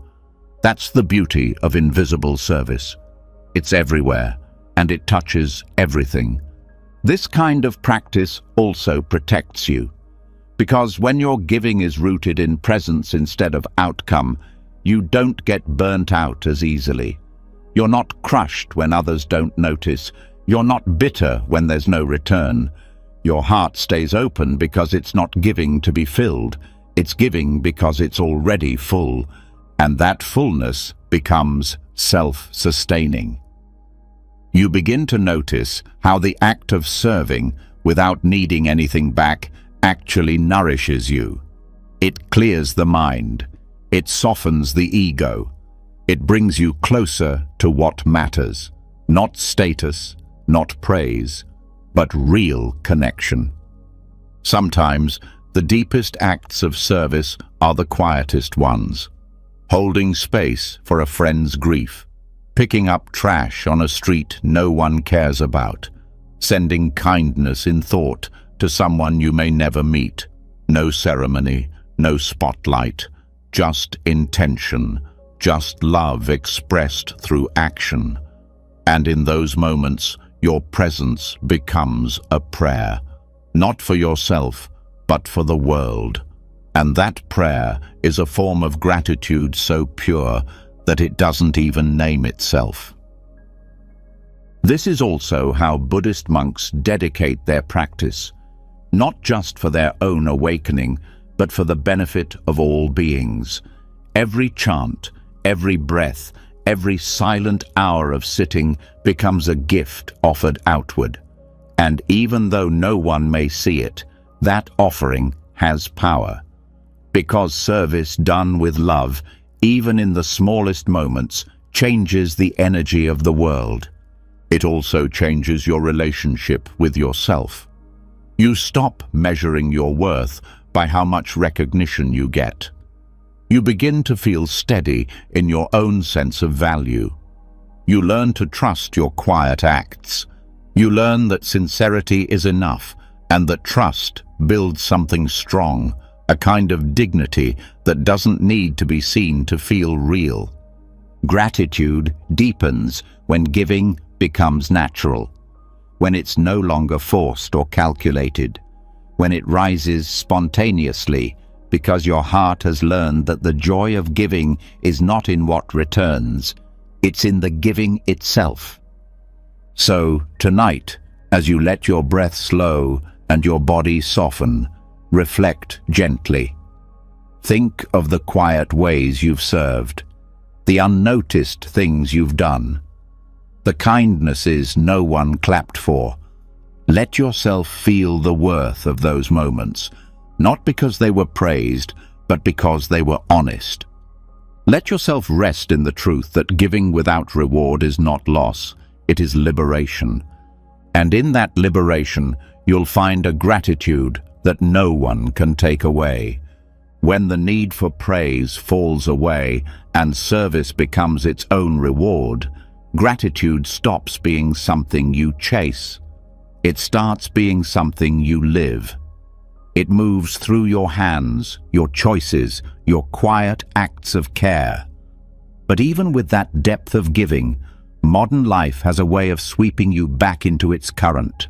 Days blur, moments rush, meaning slips, and slowly, even the heart's sincerest gratitude can become something abstract again, something you feel but no longer express.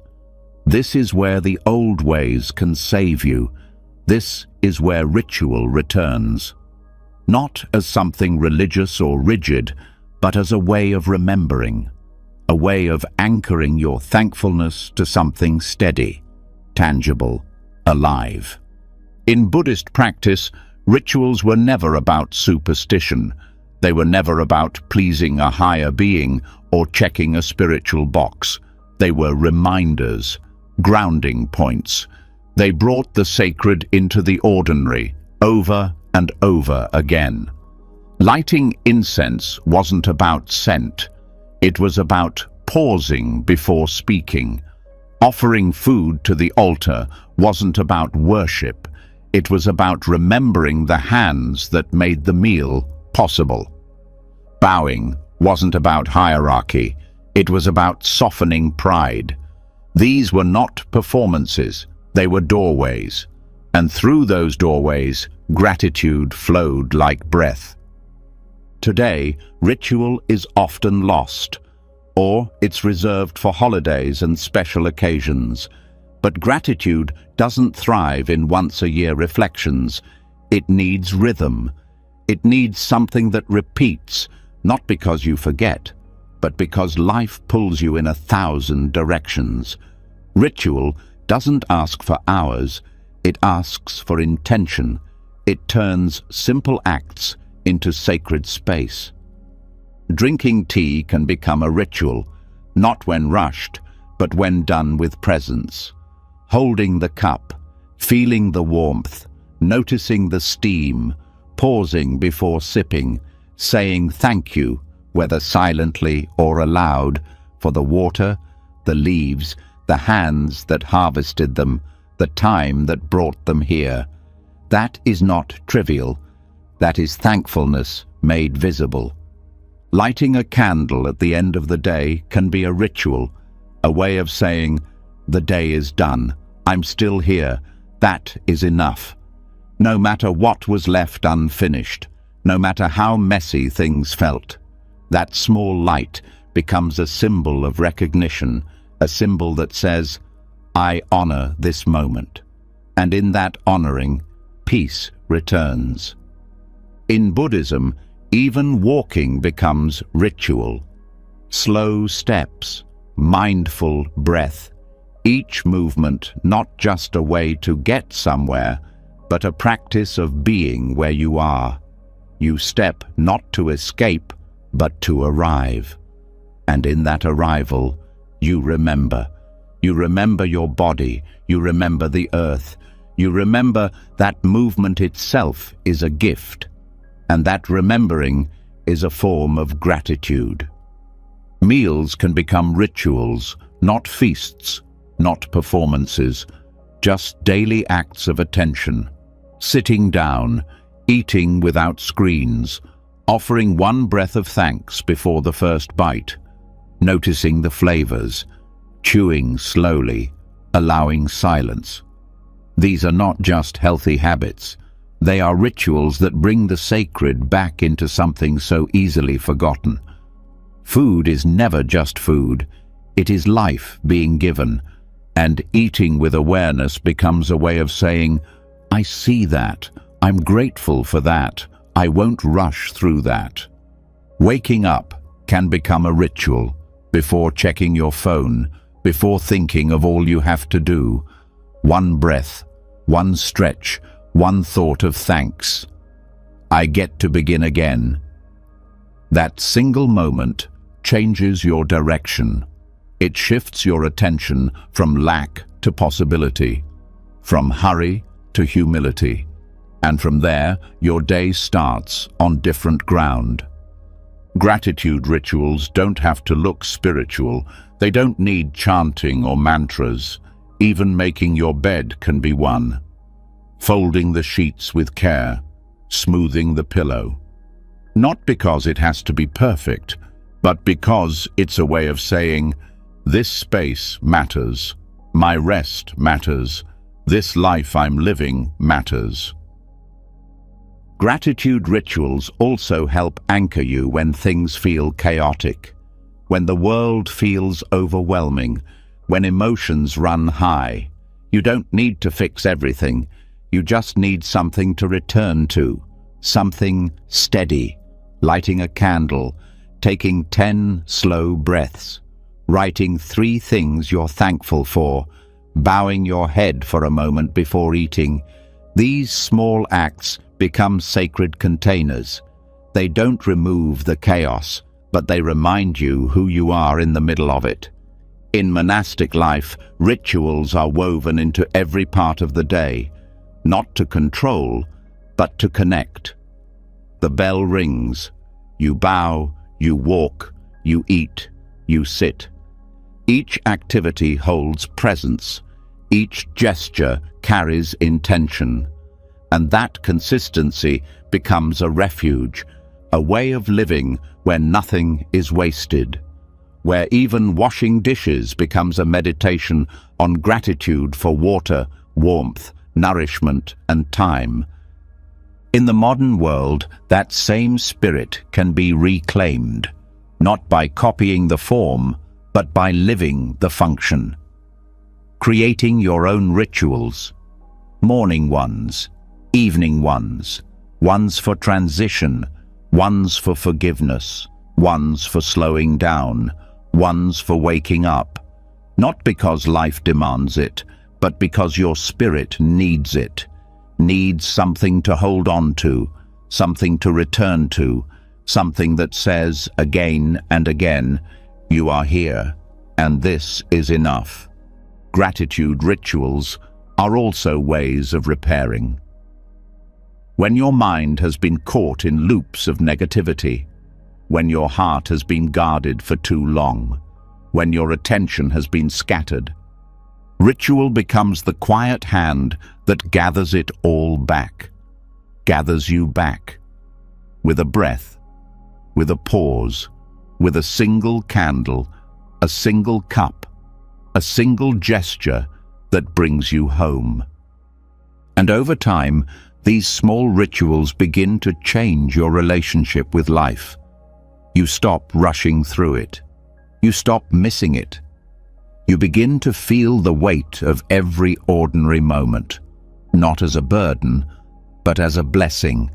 You begin to feel the pulse of the present, the way it keeps offering itself to you over and over, and your rituals become the way you say thank you for that offering.